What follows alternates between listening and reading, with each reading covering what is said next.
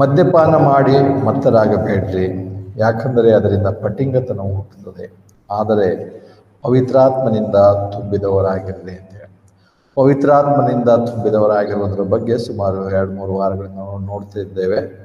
ಮತ್ತು ಮುಂದೆ ಸಹ ಇನ್ನೊಂದು 2 ವಾರ ಇದೇ ಒಂದು ವಿಷಯದ ಮೇಲೆ ಧ್ಯಾನ ಮಾಡಲಿಕ್ಕಿದ್ದೇವೆ. ಯಾಕಂದರೆ ಪರಿಶುದ್ಧಾತ್ಮನ ಬಗ್ಗೆ ಅಥವಾ ಪವಿತ್ರಾತ್ಮನ ಬಗ್ಗೆ ಹಲವು ಗೊಂದಲಗಳು ಇರುವುದರಿಂದ ಮತ್ತು ಆತನ ಕಾರ್ಯಗಳ ಬಗ್ಗೆ ನಾವು ಸ್ಪಷ್ಟತೆ, ಆತನ ಇಂದಿನ ಆತನ ಕಾರ್ಯಶೈಲಿ ಏನಾಗಿದೆ ಅನ್ನೋಂಥದ್ದನ್ನು ಧ್ಯಾನ ಮಾಡುವಾಗ ಯಾವುದೇ ರೀತಿಯ ತಪ್ಪು ಬೋಧನೆಗೆ ಹೋಗಲು ಸಾಧ್ಯವಿಲ್ಲ. ಅದಕ್ಕೋಸ್ಕರವೇ ಈ ಸಂಗತಿ ನಾವು ನೋಡ್ತಿದ್ದೇವೆ. ಸೊ ಎಲ್ಲ ನೋಡುವಾಗ ಮೊದಲನೇ ಭಾಗ ಅದು ನಾವು, ಆದರೆ ಕೊನೆಯದಾಗಿ ಇನ್ನೊಂದು 3 ವಾರದ ನಂತರ ನೋಡ್ಬೋದು. ಆದರೆ ಈ ಸಮಯದಲ್ಲಿ ನಾವು ಪವಿತ್ರಾತ್ಮನಿಂದ ತುಂಬಿದವರಾಗಿದ್ದರ ಬಗ್ಗೆ ನಾವು ನೋಡ್ತಿದ್ದೇವೆ. ಅದರ ಬಗ್ಗೆ ನಾವು ನೋಡಿದ ಹಾಗೆ ಕಳೆದ 2 ವಾರ ಹಿಂದೆಗಳನ್ನ ನೆನಪು ಮಾಡ್ಕೋಬೇಕಾದ್ರೆ ಪವಿತ್ರಾತ್ಮನನ್ನು ಸ್ವೀಕರಿಸುವುದರ ಬಗ್ಗೆ ನಾವು ನೋಡಿದ್ದೇವೆ. ಮತ್ತು ಕಳೆದ ವಾರದಲ್ಲಿ ನನಗನ್ಸುತ್ತೆ ಬ್ಯಾಪ್ಟಿಸಮದಲ್ಲಿ 4 ಬ್ಯಾಪ್ಟಿಸಮ್ ಬಗ್ಗೆ ನಾವು ನೋಡಿದ್ದೇವೆ. ಸುಮಾರು 4 ಬ್ಯಾಪ್ಟಿಸಮ್ ಬಗ್ಗೆ. ಸೊ ಅಲ್ಲಿ ನಮ್ಮ ಕರ್ತನಾದ ಯೇಸು ಕ್ರಿಸ್ತನು ಮಾಡಿಸಿರುವಂಥ ಬ್ಯಾಪ್ಟಿಸ್ಮ ಮತ್ತು ಪವಿತ್ರಾತ್ಮನು ಮಾಡಿಸಿರುವಂಥ ಬ್ಯಾಪ್ಟಿಸ್ಮ. ಇವತ್ತು ಪವಿತ್ರಾತ್ಮನ ಮಾಡಿಸಿರುವಂಥ ಬ್ಯಾಪ್ಟಿಸಮ್ ಬಗ್ಗೆ ನಾವು ಸ್ವಲ್ಪ ವಿವರವಾಗಿ ನಾವು ನೋಡಿದ್ದೇವೆ. ಇಲ್ಲಿಗೆ ಬರುವಾಗ ಅದರ ಹಿಂದಿನ ವಿಷಯದಲ್ಲಿ ನಾವು ನೋಡಿರುವ ಹಾಗೆ ಪವಿತ್ರಾತ್ಮನನ್ನು ಸ್ವೀಕರಿಸುವುದ್ರ ಬಗ್ಗೆ, ರಿಸೀವಿಂಗ್ ದ ಹೋಲಿ ಸ್ಪಿರಿಟ್ ಅಂತ ಹೇಳಿ ಇಂಗ್ಲೀಷ್ನಲ್ಲಿ ಹೇಳ್ತಾರೆ. ಅದನ್ನು ನಾವು ಯೋಹಾನ 20ರಲ್ಲಿ ನಾವು ನೋಡಿದ್ದೇವೆ. ನಮ್ಮ ಕರ್ತನಾದ ಯೇಸು ಕ್ರಿಸ್ತನು ಈ ಲೋಕದಲ್ಲಿ ಇನ್ನೂ ಆತನು ಶಿಲುಬೆಯ ಕಾರ್ಯವನ್ನು ಅಥವಾ ಶಿಲುಬೆಯ ಮರಣ ಹೊಂದುವುದಕ್ಕಿಂತ ಮುಂಚೆವೇ, ಆ ಯಜ್ಞದ ಕಾರ್ಯಕ್ಕಿಂತ ಮುಂಚೆವೇ ಶಿಷ್ಯರಿಗೆ ಹಲವು ಬೋಧನೆಗಳನ್ನು ತಿಳಿಸಿದನು. ಆದರೆ ಮುಂದೆ ಬರುವಾಗ ನೋಡ್ತೇವೆ, ಅಂದರೆ ಯೋಹಾನ 14ನೇ ಅಧ್ಯಾಯ 16ನೇ ಅಧ್ಯಾಯದಲ್ಲಿ ಪವಿತ್ರಾತ್ಮನ ಬಗ್ಗೆ ವಿವರವಾಗಿ ಕರ್ತನು ಶಿಷ್ಯರಿಗೆ ಹೇಳಿರುತ್ತದೆ. ತಾನು ಹೋಗೋದಕ್ಕಿಂತ ಮುಂಚೆ ಅಲ್ಲಿ ಆತನೇ ಹೇಳ್ತಾನೆ, ನಾನು ತಂದೆ ಬಳಿಗೆ ಹೋಗ್ತೇನೆ, ಆದ್ದರಿಂದ ನೀವು ಯಾವ ರೀತಿ ಗಲಿಬಿಲಿಗೆ ಒಳಗಾಗಬೇಡ್ರಿ. ಯೋಹಾನ 14ನೇ ಅಧ್ಯಾಯದಲ್ಲಿ ನೋಡ್ತೇವೆ, ನಿಮ್ಮ ಹೃದಯವು ಕಳವಳಗೊಳ್ಳದೇ ಇರಲಿ. ನೀವು ನನ್ನನ್ನು ನಂಬಿರಿ, ನೀವು ದೇವರನ್ನು ನಂಬಿರಿ, ನನ್ನನ್ನೂ ನಂಬಿರಿ. ನನ್ನ ತಂದೆಯ ಮನೆಯಲ್ಲಿ ಬಹಳ ಭವನಗಳಿವೆ. ಇಲ್ಲದಿದ್ದರೆ ನಾನು ನಿಮಗೆ ಹೇಳುತ್ತೇನೆ, ನಾನು ನಿಮಗೆ ಸ್ಥಳವನ್ನು ಸಿದ್ಧ ಮಾಡೋದಕ್ಕೆ ಹೋಗುತ್ತೇನಲ್ಲ.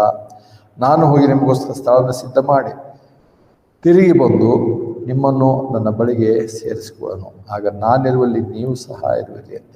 ಇಲ್ಲಿ ಇದನ್ನು ಹೇಳಿದ್ಮೇಲೆ ಮುಂದಿನ ವಚನಕ್ಕೆ ಬರ್ತೇವೆ. 14ನೇ ವಚನದಲ್ಲಿ ಯೋಹಾನ 14 16ನೇ ಅಧ್ಯಾಯ 16ನೇ ವಚನ, ಯೋಹಾನ 14:16ನೇ ವಚನ. ಮತ್ತು ನಾನು ತಂದೆಯನ್ನು ಬೇಡಿಕೊಳ್ಳನು, ಆಗ ಆತ ನಿಮಗೆ ಬೇರೊಬ್ಬ ಆದರಿಕನನ್ನು ಸದಾಕಾಲವು ನಿಮ್ಮ ಸಂಗಡ ಇರುವುದಕ್ಕೆ ಕೊಡುವನು. ಸೊ ಪರಿಶುದ್ಧಾತ್ಮನು ಬರುವುದರ ಬಗ್ಗೆ, ಪರಿಶುದ್ಧಾತ್ಮನು ನಾನು ದಯಪಾಲಿಸ್ತೇನೆ ಅಂತೇಳಿ ಕರ್ತನಾದ ಯೇಸು ಕ್ರಿಸ್ತನು ಮೊದಲೇ ಹೇಳಿರುವಂಥ ಸಂಗತಿ ನಾವು ನೋಡ್ತೇವೆ. ಆದರೆ ಅದರ ನಂತರ ನೋಡ್ತೇವೆ ಯೇಸು ಕ್ರಿಸ್ತನು ಇಲ್ಲಿ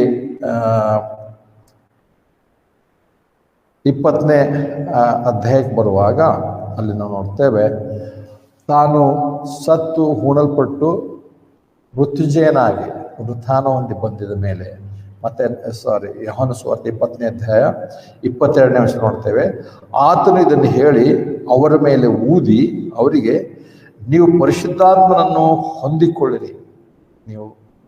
ನೀವು ಯಾರ ಪಾಪಗಳನ್ನು ಕ್ಷಮಿಸಿದಿರೋ ಹೇಗೆ, ಮುಂದಿನ ವಚನ ಅಲ್ಲಿ ನೋಡ್ತೇವೆ, ನೀವು ಪರಿಶುದ್ಧಾತ್ಮನನ್ನು ಹೊಂದಿಕೊಳ್ಳಿರಿ.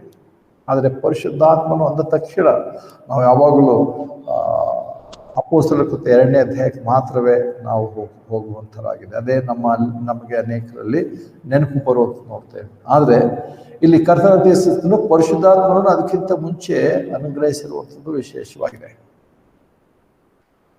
ಆದರೆ ಈ ವಚನ ಅನೇಕರು ಓದಿದ್ರು ಅಥವಾ ನಾವು ಸಹ ಓದಿರ್ತೇವೆ. ಆದರೆ ಈ ವಚನ ಓದಿದ್ರು ಕೂಡ ಇಲ್ಲ, ಯೇಸು ಕ್ರಿಸ್ತನು ಮುಂದೆ ಬರಲಿಕ್ಕಿರುವಂಥದ್ದನ್ನು ಹೇಳ್ತಿರ್ಬೋದು ಅಥವಾ ಅದನ್ನೇ ಹೇಳ್ತಾನೆ ಅನ್ನುವಂಥ ರೀತಿಯಲ್ಲಿ ಅನೇಕರು ಬೋಧನೆ ಮಾಡೋದು. ಇಲ್ಲಿ ಕರ್ತನಾದ ಯೇಸು ಕ್ರಿಸ್ತನು ಅಲ್ಲಿ ಅವರಿಗೆ ಆ ಸಮಯದಲ್ಲಿ ಹೇಳುವಾಗ ಆತನು ಆ ಹೇಳಿರುವಂಥ ಮಾತು ಅಂದೇ ನೆರವೇರಿದ ಹೊರತು ಮುಂದೆ ಆಗುವಂಥ ಪ್ರವಾದನೆ ಹೇಳ್ತಾನೆ. ಅಲ್ಲಿ ಆತನೇ ಹೇಳ್ತಾನೆ, ಆತನ ಇದನ್ನು ಹೇಳಿ ಅವರ ಮೇಲೆ ಊದಿ ಅವರಿಗೆ ನೀವು ಪರಿಶುದ್ಧಾತ್ಮನನ್ನು ಹೊಂದಿಕೊಳ್ಳಿರಿ. ಆ ಸಮಯದಲ್ಲಿ ಅವರು ಪರಿಶುದ್ಧಾತ್ಮ ಹೊಂದಿಕೊಂಡ್ರು. ಪರಿಶುದ್ಧಾತ್ಮನನ್ನು ಅಲ್ಲಿವರೆಗೂ ಹೊಂದಿಕೊಂಡಿಲ್ಲ. ಆದರೆ ಅಲ್ಲಿ ನೋಡ್ತೇವೆ, ಅಪೊಸ್ತಲರ ಕೃತ್ಯ 2ನೇ ಅಧ್ಯಾಯದಲ್ಲಿ ನಾವು ಸ್ಪಷ್ಟವಾಗಿ ನೋಡಿದ್ದೇವೆ, ಇವರು ಪರಿಶುದ್ಧಾತ್ಮ ಹೊಂದಿಕೊಂಡಿದ್ರು. ಆದರೆ ಅಪೊಸ್ತಲರ ಕೃತ್ಯ 2ನೇ ಅಧ್ಯಾಯದಲ್ಲಿ ಆತನ ಏನಂತಾರೆ ಆಗಮನ ಯೋವೇಲ ಪ್ರವಾದನೆ ನೆರವೇರುವಿಕೆಯ ಪ್ರಕಾರ ಪರಿಶುದ್ಧಾತ್ಮ ಲೋಕಕ್ಕೆ ಬಂದು ಅವಾಗ ನಾವು ನೋಡ್ತೇವೆ ಅಲ್ಲಿ ಅವರು ಪರಿಶುದ್ಧಾತ್ಮನನ್ನು ಸ್ವೀಕರಿಸಿದ್ರು ಅಂತ ಹೇಳಿದ್ರು. ಆದರೆ ಅಪೊಸ್ತಲರ ಕೃತ್ಯ 2ನೇ ಅಧ್ಯಾಯ 4ನೇ ವಚನದಲ್ಲಿ ನೋಡ್ತೇವೆ, ಆಗ ಅವರೆಲ್ಲರೂ ಪವಿತ್ರಾತ್ಮ ಭರಿತರಾಗಿ ಆತ್ಮನು ತಮಗೆ ನುಡಿಯುವ ಶಕ್ತಿಯನ್ನು ಕೊಟ್ಟ ಪ್ರಕಾರ ಅವರು ಬೇರೆ ಬೇರೆ ಭಾಷೆಗಳಲ್ಲಿ ಮಾತನಾಡೋದಕ್ಕೆ ಪ್ರಾರಂಭಿಸಿದರು. ಅಲ್ಲಿ ನೋಡ್ತೇವೆ ಪವಿತ್ರಾತ್ಮ ಭರಿತರಾದರು. ಆದರೆ ಅನೇಕರು ನೋಡ್ತೇವೆ ಅಂದಿನ ದಿವಸವೇ ಪವಿತ್ರಾತ್ಮನನ್ನು ಹೊಂದಿದರು, ಪವಿತ್ರಾತ್ಮನ ಬ್ಯಾಪ್ಟಿಸ್ಮ ಆಯಿತು ಮತ್ತು ಪವಿತ್ರಾತ್ಮನಿಂದ ತುಂಬಿಸಲ್ಪಟ್ಟರು. ಇವೆಲ್ಲ ಒಂದೇ ದಿವಸದಲ್ಲಿ ನಡೆದಿರುವಂಥ ಕಾರ್ಯ ಅಂತ ಹೇಳಿ ಅನೇಕರು ಹೇಳೋದು ನೋಡ್ತೇವೆ. ಆದರೆ ಇಲ್ಲಿ ಅವರು ಪರಿಶುದ್ಧಾತ್ಮನ ಹೊಂದಿರುವಂಥದ್ದು ಮತ್ತೆ ಯೋಹಾನ ಸುವಾರ್ತೆ 20ನೇ ಅಧ್ಯಾಯದಲ್ಲಿ ಅಂತ ಹೇಳಿ ನಾವು ಈ ವಾಕ್ಯದ ಆಧಾರದಿಂದ ನೋಡ್ತೇವೆ. ಹೀಗೆ ಹೇಳುವಾಗ ಪವಿತ್ರಾತ್ಮನನ್ನು ಸ್ವೀಕರಿಸಿರಿ ಅಂತ ಹೇಳಿ ಕರ್ತನೆ ಹೇಳುವಾಗ ಇಂದು ಅದು ನಾವು ರಕ್ಷಣೆ ಹೊಂದುವುದಕ್ಕೆ ಸಮಾನವಾಗಿರುವಂಥ ಒಂದು ವಿಷಯ ಅಂತ ನೋಡ್ತೇವೆ. ಯಾಕಂದರೆ ಅದಾದ ನಂತರ ನಾವು ಕಳೆದ ವಾರ ನೋಡಿದ್ದೇವೆ, ಅದೇ ಅಪೊಸ್ತಲರ ಕೃತ್ಯ 2ನೇ ಅಧ್ಯಾಯದಲ್ಲಿ ಅವರು ಪರಿಶುದ್ಧಾತ್ಮನನ್ನು ಪವಿತ್ರಾತ್ಮ ಭರಿತರಾದರು. ಆದರೆ ಅಲ್ಲಿ ಅವರ ಬೋಧನೆಯನ್ನು ಕೇಳಿರುವಂಥವರು ಅವರು ಪವಿತ್ರಾತ್ಮನನ್ನು ಸ್ವೀಕರಿಸಿದರು. ಅದನ್ನೇ 38ನೇ ವಚನ ನೋಡ್ತೇವೆ. ಅಪೊಸ್ತಲರ ಕೃತ್ಯಗಳು 2ನೇ ಅಧ್ಯಾಯ 38ನೇ ವಚನ. ಆಗ ಪೇತ್ರನು ಅವರಿಗೆ, ನೀವು ಮಾನಸಾಂತರ ಪಟ್ಟು ಪಾಪಗಳ ಪರಿಹಾರಕ್ಕಾಗಿ ನಿಮ್ಮಲ್ಲಿ ಪ್ರತಿಯೊಬ್ಬನು ಯೇಸು ಕ್ರಿಸ್ತನಲ್ಲೇ ಹೆಸರಿನಲ್ಲಿ ಬಾಪ್ತಿಸ್ಮ ಮಾಡಿಸ್ಕೊಡ್ರಿ, ಆಗ ನೀವು ಪವಿತ್ರಾತ್ಮ ದಾನವನ್ನು ಹೊಂದುವಿರಿ. ಇಂಗ್ಲಿಷ್ನಲ್ಲಿ ರಿಸೀವ್ ಅನ್ನುವಂಥ ಪದವನ್ನೇ ಹೇಳಿರು ನೋಡ್ತೇವೆ. ಇಲ್ಲಿ ಯೋಹಾನ ಸುವಾರ್ತೆ 20ನೇ ಅಧ್ಯಾಯದಲ್ಲಿಯೂ ರಿಸೀವ್ ಅನ್ನುವಂಥ ಪದ, ಮತ್ತು ಇಲ್ಲಿ ಕೂಡ ಅವರು ಪವಿತ್ರಾತ್ಮನನ್ನು ಹೊಂದಿದರು.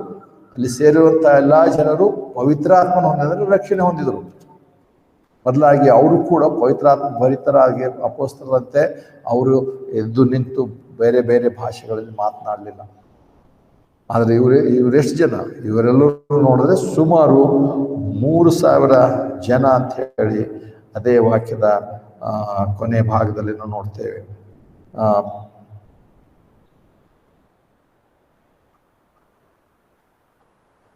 41ನೇ ವಚನ ನೋಡ್ತೇವೆ.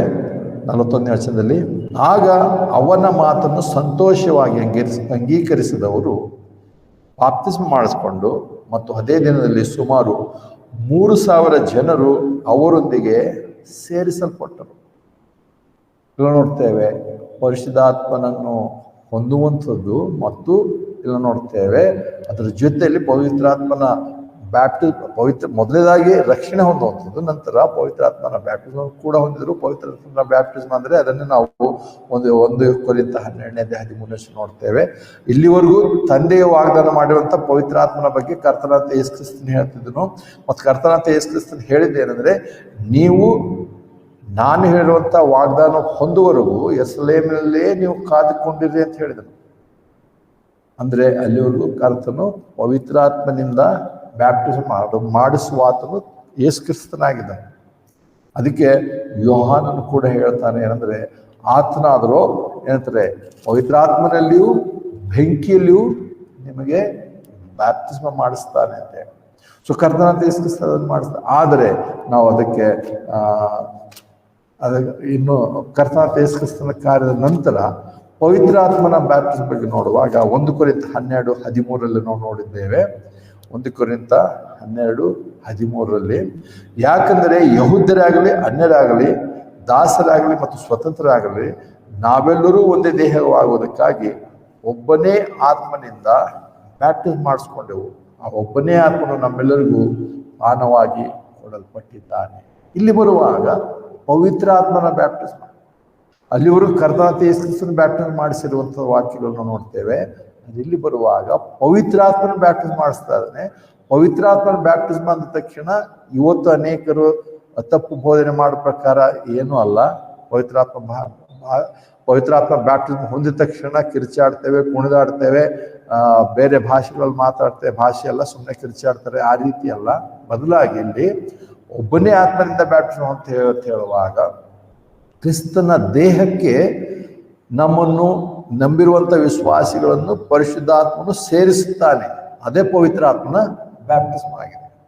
ಅದಕ್ಕೆಲ್ಲ ನೋಡ್ತೇವೆ, ಒಬ್ಬನೇ ಆತ್ಮನಿಂದ ನಾವು ಬ್ಯಾಪ್ಟಿಸಮ್ ಹೊಂದಿದ್ದೇವೆ. ಯಾಕಂದರೆ 14 ನಿಮಿಷ ಇರುತ್ತೆ. ಯಾಕಂದರೆ ದೇಹ ಒಂದೇ ಅಂಗವಲ್ಲ, ಆದರೆ ಅನೇಕ ಅಂಗಗಳಾಗಿರೋದ್ರಿಂದ ಇಲ್ಲಿ ಮುಂದೆ ಆತನು ದೇಹದ ಬಗ್ಗೆ ಆತನು ಹೇಳ್ಕೊಂಡು ಬರ್ತಾನೆ. ಕ್ರಿಸ್ತನ ದೇಹವು ಇವತ್ತು ಅಂದರೆ ಕ್ರಿಸ್ತನ ದೇಹವು ಕಟ್ಟಲ್ಪಡುತ್ತಾ ಇದೆ. ಅದನ್ನೇ ನಾವು ಎಫೆಸ ಗ್ರಂಥದಲ್ಲಿ ಅಭ್ಯಾಸ ಮಾಡುತ್ತೇವೆ. ಹೀಗಿರುವಾಗ ಪವಿತ್ರಾತ್ಮನನ್ನು ಸ್ವೀಕರಿಸುವುದರ ಬಗ್ಗೆ ನಾವು ನೋಡಿದ್ದೇವೆ. ಸ್ವೀಕರಿಸೋದ್ರ ಬಗ್ಗೆ ನೋಡುವಾಗ ಪವಿತ್ರಾತ್ಮನ ಸ್ವೀಕರಿಸುವಂಥದ್ದು ಒಂದು ರೀತಿ ನಾನು ರಕ್ಷಣೆ ಹೊಂದಿದ್ದೇನೆ ಅನ್ನುವಂಥ ಆ ಒಂದು ಅರ್ಥಕ್ಕೆ, ಆ ಒಂದು ಪದಕ್ಕೆ ಸಮಾನವಾಗಿರುತ್ತದೆ.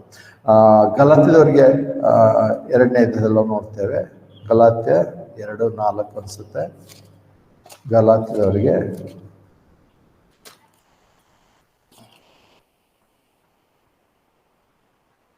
ಕ್ಷಮಿಸಿ 3ನೇ ಅಧ್ಯಾಯ 2ನೇ ವಚನ. ಗಲಾತ್ಯ 3ನೇ ಅಧ್ಯಾಯ 2ನೇ ವಚನ. ಒಂದು ಸಂಗತಿಯನ್ನು ಮಾತ್ರ ನಿಮಗೆ ತಿಳಿದುಕೊಳ್ಳಬೇಕೆಂದಿದ್ದೇನೆ, ನೀವು ಆತ್ಮನನ್ನು ಹೊಂದಿದ್ದು ನ್ಯಾಯ ಪ್ರಮಾಣ ಕ್ರಿಯೆಗಳಿಂದಲೋ ಇಲ್ಲವೇ ಕೇಳಿ ನಂಬಿದ್ದರಿಂದಲೋ.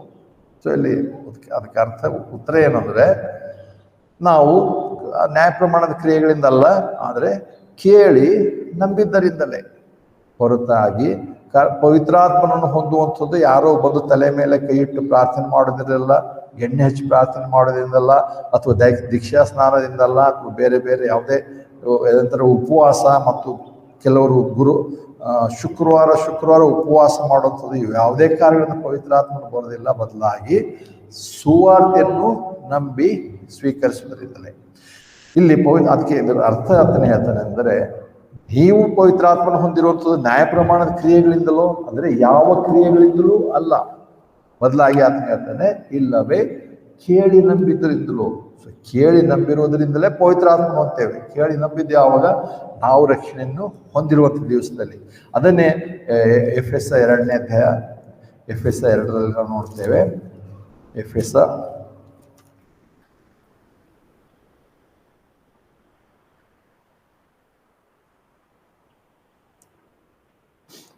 1ನೇ ಅಧ್ಯಾಯ 12-13 ವಚನ. ಎಫೆಸ 1:12-13. ಮತ್ತು ಕ್ರಿಸ್ತನ ಮಹಿಮೆಯು ಸ್ತುತಿಸಲ್ಪಡುವಂತೆ ಆತನಿಂದ ನಾವು ಮೊದಲು ನಂಬಿಕೆ ಇಟ್ಟು ನಿಮ್ಮ ರಕ್ಷಣೆಯ ವಿಷಯವಾದ ಸುವಾರ್ತೆ ಎಂಬ ಸತ್ಯ ವಾಕ್ಯವನ್ನು ಕೇಳಿ ಕ್ರಿಸ್ತನಲ್ಲಿ ನಂಬಿಕೆ ಇಟ್ಟವರಾದ ನೀವು ಸಹ ವಾಗ್ದಾನ ಮಾಡಲ್ಪಟ್ಟ ಪವಿತ್ರಾತ್ಮನ ಮುದ್ರೆಯನ್ನು ಹೊಂದಿದಿರಿ. ಇಲ್ಲಿ ನೋಡುವಾಗ ಪವಿತ್ರಾತ್ಮನ ಹೊಂದೋದಕ್ಕೆ ಕೇಳಿ ನಂಬೋದ್ರಿಂದ, ಏನನ್ನು ಕೇಳಿ ನಂಬೋದ್ರಿಂದ? ಸುವಾರ್ತೆಯನ್ನು ಕೇಳಿ ನಂಬೋದ್ರಿಂದ. ಸುವಾರ್ತೆ ಕೇಳಬೇಕಾದ್ರೆ ನಾವು ಆ ಸುವಾರ್ತೆ ಸಿಕ್ಕುವಂಥದ್ದು ದೇವರ ವಾಕ್ಯದಲ್ಲಿ. ಮತ್ತು ಸುವಾರ್ತೆ ಅಂತೇಳಿ ನೋಡುವಾಗಲೂ ಸುವಾರ್ತೆಗಳಲ್ಲಿ ಹಲವು ವಿಧಗಳುಂಟು, ಬೇರೆ ಬೇರೆ ಉಂಟು. ಅದನ್ನು ಮತ್ತೊಂದು ದಿವಸ ನಾವು ವಿವರವಾಗಿ ನೋಡ್ಬೋದು. ಆದರೆ ಕೃಪೆಯ ಸುವಾರ್ತೆ ಅದು ವಿಶೇಷವಾಗಿರುತ್ತೆ. ಕೃಪೆಯ ಸುವಾರ್ತೆ, ಪೌಲನು ಹೇಳ್ತಿರುವಂಥ ಸುವಾರ್ತೆ, ಆ ಸುವಾರ್ತೆಯನ್ನು ಅಂಗೀಕರಿಸಿದಂಥವ್ರು. ಯಾಕಂದರೆ ವಿವರವಾಗಿ ಡೀಟೇಲ್ ಆಗಿ ನಾವು ಹೋಗೋದು ಬೇಡ. ಆದರೆ ಅಪೊಸ್ತಲರ ಕೃತ್ಯ 2ನೇ ಅಧ್ಯಾಯ 38ನೇ ವಚನ ಅವಾಗಲೇ ನಾವು ನೋಡಿದೆವು. ನೀವು ಪವಿತ್ರಾತ್ಮನ ಹೊಂದ್ತೀರಿ ಯಾವಾಗಂದರೆ ನೀವು, ಅಲ್ಲಿ ಹೇಳ್ತಾನೆ ಅಪೊಸ್ತಲರ ಕೃತ್ಯ 2ನೇ ಅಧ್ಯಾಯದಲ್ಲಿ, ಇನ್ನೊಂದ್ಸರಿ ನೋಡಬೇಕಿದ್ರೆ ಅಪೊಸ್ತಲರ ಕೃತ್ಯ 2ನೇ ಅಧ್ಯಾಯ 38ನೇ ವಚನ. ಅಪೊಸ್ತಲರ ಕೃತ್ಯಗಳು 2ನೇ ಅಧ್ಯಾಯ 38ನೇ ವಚನ. ಆಗ ಪೇತ್ರನು, ಅಥವಾ 37ನೇ ವಚನದಿಂದ ನೋಡ್ಕೊಂಡು ಹೋಗೋಣ. ಮತ್ತು ಅಪೊಸ್ತಲರ ಕೃತ್ಯ 2ನೇ ಅಧ್ಯಾಯ 37ನೇ ವಚನ. ಅವರು ಇದನ್ನು ಕೇಳಿ ತಮ್ಮ ಹೃದಯದಲ್ಲಿ ತಿವಲ್ಪಟ್ಟವರಾಗಿ ಪೇತ್ರನಿಗೂ ಉಳಿದ ಅಪೊಸ್ತಲರಿಗೂ, ಮನುಷ್ಯರೇ ಮತ್ತು ಸಹೋದರರೇ, ನಾವು ಏನು ಮಾಡಬೇಕಂತ ಕೇಳಿದ್ರು. ಆಗ ಪೇತ್ರನವರಿಗೆ, ನೀವು ಮಾನಸಾಂತರ ಪಟ್ಟು ಪಾಪಗಳ ಪರಿಹಾರಕ್ಕಾಗಿ ನಿಮ್ಮಲ್ಲಿ ಪ್ರತಿಯೊಬ್ಬನು ಯೇಸು ಕ್ರಿಸ್ತನ ಹೆಸರಲ್ಲಿ ಬಾಪ್ತಿಸ್ಮ ಮಾಡಿಕೊಡ್ರಿ, ಆಗ ನೀವು ಪವಿತ್ರಾತ್ಮ ದಾನವನ್ನು ಹೊಂದುವಿರಿ. ಇಲ್ಲಿ ಕೂಡ ಒಂದು ಬೋಧನೆ ಉಂಟು, ಇಲ್ಲಿ ಕೂಡ ಒಂದು ರೀತಿ ಸುವಾರ್ತೆ ಅಂತ ಹೇಳ್ಬೋದು ಇದೆ. ಯಾಕಂದರೆ ಇಲ್ಲಿ ಕೇಳಿರುವಂಥ ಜನರಿಗೆ ಅವ್ರಿಗೆ ಪ್ರಶ್ನೆ ಬಂತು, ಮತ್ತು ಅವ್ರು ಕೇಳ್ತಾರೆ ನಾವು ಏನು ಮಾಡ್ಬೇಕಂತ ಹೇಳಿ. ಆಗ ಪೇತ್ರನು ಹೇಳ್ತಾನೆ, ನೀವು ಮಾನಸಾಂತರ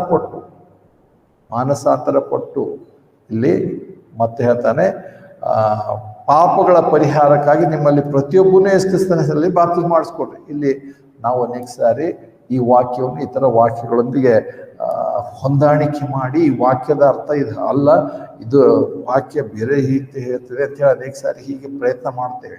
ಆದರೆ ನಿಜವಾಗಲೂ ಅದರ ಅರ್ಥ ಬೇರೆನೇ ಇದೆ. ನಾವು ಅದನ್ನು ಬರ್ತಾ ಬರ್ತಾ ಅದು ನಮಗೆ ಸ್ಪಷ್ಟವಾಗುವಂತ ನೋಡ್ತೇವೆ. ಇಲ್ಲಿ ಹೋದರೆ ಅಲ್ಲ ಪೇತ್ರ ಹಂಗೆ ಹೇಳ್ತಲ್ಲ, ಇಲ್ಲಿ ಪೌಲನ ಹಂಗೆ ಹೇಳ್ತಾರೆ, ಇಲ್ಲಿ ವಾಕ್ಯ ಇದರ ಅರ್ಥ ಹೀಗೆ ಇದೆ. ಇಲ್ಲ, ಅಲ್ಲಿ ಅದನ್ನ ಹೇಳ್ತಾನೆ, ಸ್ಪಷ್ಟವಾಗಿ ಹೇಳ್ತಾರೆ, ಮೊದಲು ಮಾನಸಾಂತರ ಪಟ್ಟಿ, ಎರಡನೇದಾಗಿ ಪಾಪಗಳ ಕ್ಷಮೆ ಪಡೆಗೋಸ್ಕರ ಯೇಸು ಕ್ರಿಸ್ತನ ಹೆಸರಲ್ಲಿ ಬ್ಯಾಪ್ಟಿಸಮ್ ತಗೊಳ್ಳಿ. ಅದಕ್ಕೆ ಇನ್ನು ಬ್ಯಾಪ್ಟಿಸಮ್ ಬಗ್ಗೆ ಅನೇಕ ಪಂಗಡಗೊಂಡು ಅವ್ರು ಹೇಳ್ತಾರೆ, ಯೇಸು ಕ್ರಿಸ್ತನ ಹೆಸರಿನಲ್ಲಿ ಮಾತ್ರವೇ. ಕೆಲವರು ಹೇಳೋದು, ಇನ್ನು ಕೆಲವರು ಇಲ್ಲ ಗ್ರೇಟ್ ಕಮಿಷನ್ ಇಲ್ಲಿ ಮತ್ತೆ 28ನೇ ಅಧ್ಯಾಯದಲ್ಲಿ ಹೇಳಿದ ತಂದೆ ಕುಮಾರ ಪವಿತ್ರ ಆತ್ಮನ ಹೆಸರಿನಲ್ಲಿ ಅವ್ರು ಹೇಳ್ತಕ್ಕ ಅದೇ ಕರೆಕ್ಟ್ ಅಂತ ಕೆಲವರು ವಾದ ಮಾಡ್ತಾರೆ. ಇನ್ನು ಕೆಲವರು ಹೇಳ್ತಾರೆ ತಂದೆ ಮಗ ಕುಮಾರ ಹೆಸರೇನಿದೆ ಆ ಹೆಸರು ಯೇಸು ಕ್ರಿಸ್ತನ ಹೆಸರು, ಅದಕ್ಕೆ ಯೇಸು ಕ್ರಿಸ್ತನ ಹೆಸರು ತಗೋಬೇಕು. ಹೀಗೆ ವಾದಗಳು. ಆದರೆ ಅವೆಲ್ಲವುಗಳು ವಿಭಿನ್ನವಾದಂಥ ಬೋಧನೆಯನ್ನು ಕಲಿಸ್ತಿರೋದು ನೋಡ್ತೇವೆ. ಇಲ್ಲಿ ಅವರಿಗೆ ಸ್ಪಷ್ಟವಾಗಿ ಹೇಳಿದ್ರು, ಅವರಿಗೆ ಅದೇ ಅರ್ಥ ಆಯಿತು. ಅದೇ ಅರ್ಥ ಆಗಿರೋದ್ರಿಂದ ಅವ್ರು ಅದನ್ನೇ ಮಾಡಿದ್ರು. ಹಾಗಿದ್ದಾಗ ಅವರಿಗೆ ಸುವಾರ್ತೆ ಏನಿತ್ತು? ಇವತ್ತು ನಾವು ಹೋಗಿ ಒಂದು ವೇಳೆ ಅಪೊಸ್ತಲರ ಕೃತ್ಯದಲ್ಲಿರುವಂಥ ಸುವಾರ್ತೆ ಇವತ್ತು ನಾವು ಹೇಳೋದಾದರೆ ನಾವು ಸರಿಯಾದಂಥ ಸುವಾರ್ತೆ ಹೇಳ್ತಲ್ಲ. ಮತ್ತು ನಂಬಿರುವಂಥವ್ರು ಕೂಡ ಹಾಗೆ ನಂಬಿದರೆ ಅವ್ರು ರಕ್ಷಣೆ ಹೊಂದಕ್ಕೆ ಸಾಧ್ಯ ಇಲ್ಲ. ಯಾಕಂದರೆ ಇವತ್ತು ಅವರು ಇವಾಗ ನೀವು ಪಾಪಗಳ ಪರಿಹಾರಕ್ಕಾಗಿ ಯೇಸು ಕ್ರಿಸ್ತನ ಹೆಸರಲ್ಲಿ ಬ್ಯಾಪ್ಟಿಸಮ್ ಮಾಡಿಸ್ಕೊಳ್ರಿ, ಈ ಸುವಾರ್ತೆ ಇವತ್ತಿಲ್ಲ. ಸುವಾರ್ತೆ ಸಿಗುತ್ತಲ್ಲ. ಅದಕ್ಕೋಸ್ಕರ ನೋಡುವಾಗ ಅಂದರೆ ಅದಕ್ಕೆ ವಿವರವಾಗಿ ಮುಂದಿನ ದಿವಸಗಳು ಹೋಗೋಣ. ಅಂದರೆ ಇವತ್ತು ನೋಡುವಾಗ ಸುವಾರ್ತೆ ಅಂತ ಹೇಳುವಾಗ ಕೃಪೆಯಿಂದ ದೊರಕುವಂಥ ಸುವಾರ್ತೆ, ಯಾವ ಕ್ರಿಯೆಗಳಿಲ್ಲದೆ ಇರುವಂಥ ಸುವಾರ್ತೆ, ಅದು ದೇವರ ಕೊಡುಗೆ, ಅದು ಏನಂತಾರೆ ಉಚಿತಾರ್ಥವಾದಂಥ ವರದಾನ. ಅದನ್ನೇ ಎಫೆಸ 2:8 ನೋಡ್ತೇವೆ. ಎಫೆಸ 2:8, ಯಾಕಂದರೆ ಕೃಪೆಯಿಂದಲೇ ನಂಬಿಕೆ ಮೂಲಕ ನೀವು ರಕ್ಷಣೆ ಹೊಂದಿದವರಾಗಿದ್ದೀರಿ. ಆ ರಕ್ಷಣೆ ನಿಮ್ಮಿಂದ ಉಂಟಾದಲ್ಲ, ಅದು ದೇವರ ದಾನವೇ. ಇದು ಇವತ್ತು ನಾವು ಕ್ರಿಸ್ತ ವಿಶ್ವಾಸಿಗಳು ಕೃಪೆಯ ಮೂಲಕ ಬಂದಿರುವಂಥ ರಕ್ಷಣೆ ನಾವು ಹೊಂದಿದ್ದೇವೆ. ಕೃಪೆ ನಂಬಿಕೆ ಎರಡೇ. ಈ ಸುವಾರ್ತೆ ವಿಭಿನ್ನವಾಗಿರೋದು. ಈ ಸುವಾರ್ತೆ ಏನಂತಾರೆ ಚರ್ಚ್ಗೆ ಅಥವಾ ಕ್ರಿಸ್ತನ ದೇಹವಾಗುವುದಕ್ಕೆ ಕರೆಯಲ್ಪಟ್ಟಂಥವ್ರಿಗೆ ಮಾತ್ರವೇ ಸೀಮಿತವಾಗಿರುತ್ತದೆ. ಅದಕ್ಕೆ ಈ ಸುವಾರ್ತೆ ನಂಬಿರುವಂಥವರಿಗೆ ಇಲ್ಲಿ ಆತ್ಮ ಅಂದರೆ ಪವಿತ್ರ ಆತ್ಮನನ್ನು ನೀವು ಹೊಂದಿದ್ದೀರಾ. ಪವಿತ್ರ ಆತ್ಮನ ಹೊಂದಿದಾಗಲೇ ನೀವು ರಕ್ಷಣೆ ಹೊಂದಿದ್ದೀರಾ. ಸೊ ಈ ಸ್ಪಷ್ಟತೆ ನಮಗೆ ಬರಬೇಕಾಗಿರುತ್ತೆ. ಯಾಕಂದರೆ ನಮಗೆ ವಾಕ್ಯಗಳ ಬಗ್ಗೆ ಸ್ಪಷ್ಟತೆ ಇಲ್ಲದಿರುವಾಗ ನಾವು ನೋಡ್ತೇವೆ ಹಲವು ವಾಕ್ಯಗಳನ್ನು ಒಂದಕ್ಕೊಂದು ಹೋಲಿಕೆ ಮಾಡಿ ಅವರು ಮೂಲವಾಗಿ ಮಾಡುವಂಥ ಬೋಧನೆಗಳನ್ನು ನಾವು ವಿಭಿನ್ನವಾಗಿ ವಿವರಿಸೋದಕ್ಕೆ ಹೋಗ್ತೇವೆ. ಮತ್ತು ಆದಷ್ಟು ನಾವು ಏನಂತಾರೆ ಎಲ್ಲರೂ ಮಾಡುವಂಥ ಪ್ರಯತ್ನ ಏನಂದರೆ ಯಾವುದೋ ಒಂದು ವಾಕ್ಯ ಬಂದ ತಕ್ಷಣ ಇಲ್ಲೆಲ್ಲ ಒಂದೇ ವಾಕ್ಯ ತಗೊಂಡು ಹೇಳ್ಬಾರ್ದು, ಹೌದು ತಪ್ಪು ಆ ರೀತಿಯಾಗಿ ಅಲ್ಲ. ಆದರೆ ಒಂದೇ ವಾಕ್ಯ ಅಲ್ಲ ಅಂಥೇಳಿ ಆ ವಾಕ್ಯಕ್ಕೋಸ್ಕರ ಅಲ್ಲಿ ಇಲ್ಲಿ ಬೈಬಲಲ್ಲೆಲ್ಲ ವಾಕ್ಯಗಳನ್ನು ಹುಡುಕಿ ನೋಡು ಇಲ್ಲೆಲ್ಲ ಹೀಗೆ ಹೇಳ್ತದೆ ಅಂಥೇಳಿ. ಆದರೆ ನಾವು ಒಂದು ಅರ್ಥ ಮಾಡ್ಕೋಬೇಕಾಗಿರುತ್ತೆ ಅಂದರೆ ಪಂಚಾಶತ್ತಮ ಹಬ್ಬ ದಿವಸದಲ್ಲಿ ಅಲ್ಲಿ ಸುಮಾರು 3,000 ಜನ ನಂಬಬೇಕಾದ್ರೆ ಪೇತ್ರನ ಅವರಿಗೆ ನಿಂತ್ಕೊಂಡು ಒಂದೇ ಮಾತು ಹೇಳ್ದು ಅದನ್ನು ಅವ್ರು ನಂಬಿದರು. ಅವರಿಗೆ ಇಲ್ಲೆಲ್ಲ ಮತ್ತೆ ಏಷ್ಯನ್ ಪತ್ರಿಕೆಯಲ್ಲಿ ಹೀಗಿತ್ತು, ಮತ್ತೆ ಗಲಾತ್ಯ ಪತ್ರಿಕೆಯಲ್ಲಿ ಹೀಗಿದೆ, ಅದರ ಅರ್ಥ ಅವರಿಗಿಲ್ಲ. ಅಲ್ಲಿ ಏನು ಹೇಳ್ತಿದ್ರು ಅದರ ಅರ್ಥ ಅವರಿಗೆ ಆಯಿತು, ಅವ್ರು ನಂಬಿದರು. ಅಂದು ಅದೇ ಸಂದೇಶ ಅವರಿಗಿತ್ತು. ಹೀಗಿರುವಾಗ ನೋಡ್ತೇವೆ ದೇವರ ರಾಜ್ಯದ ಸುವಾರ್ತೆ ಇವು ಬೇರೆ ಇದೆ. ಮತ್ತು ಇಲ್ಲಿ ನಾವು ನೋಡ್ತೇವೆ ಈ ಸುವಾರ್ತೆ ಹೇಗೆ ಅವುಗಳ ಬಗ್ಗೆ ವಿವರವಾಗಿ ಹೋಗುತ್ತದೆ ಇವತ್ತು ಬೇಡ. ಆದರೆ ನೋಡುವಾಗ ಸುವಾರ್ತೆ ನಾವು ಏನನ್ನು ನಂಬಿದ್ದೇವೆ. ಅನೇಕ ದಿವಸಗಳ ಹಿಂದೆ ಎಫೆಸ ಪತ್ರಿಕೆ ಅಭ್ಯಾಸ ಮಾಡುವಾಗಲೇ ನಾವು ನೋಡಿದ್ದೇವೆ. ನಂಬಿದ್ದೇವೆ ಅಂದರೆ ಏನನ್ನು ನಂಬಿದ್ದೇವೆ ಅದು ನಮಗೆ ಸ್ಪಷ್ಟವಾಗಿರಬೇಕಾಗಿರುತ್ತೆ. ಆ ಸುವಾರ್ತೆ ಏನು? ಆ ಸುವಾರ್ತೆ ಏನಂದರೆ ಅದನ್ನೇ ನಾವು ನೋಡಿದೆ 1 ಕೊರಿಂಥ 15ರಲ್ಲಿ. 1 ಕೊರಿಂಥ 15 ಇವತ್ತು ನಾವು ನಂಬುವಂಥ ಸುವಾರ್ತೆ, ಪೌಲನು ನಂಬಿರುವಂಥ ಸುವಾರ್ತೆ, ಅದನ್ನೇ ನಮಗೆ ಸಾರಿರುವಂಥ ಸುವಾರ್ತೆ.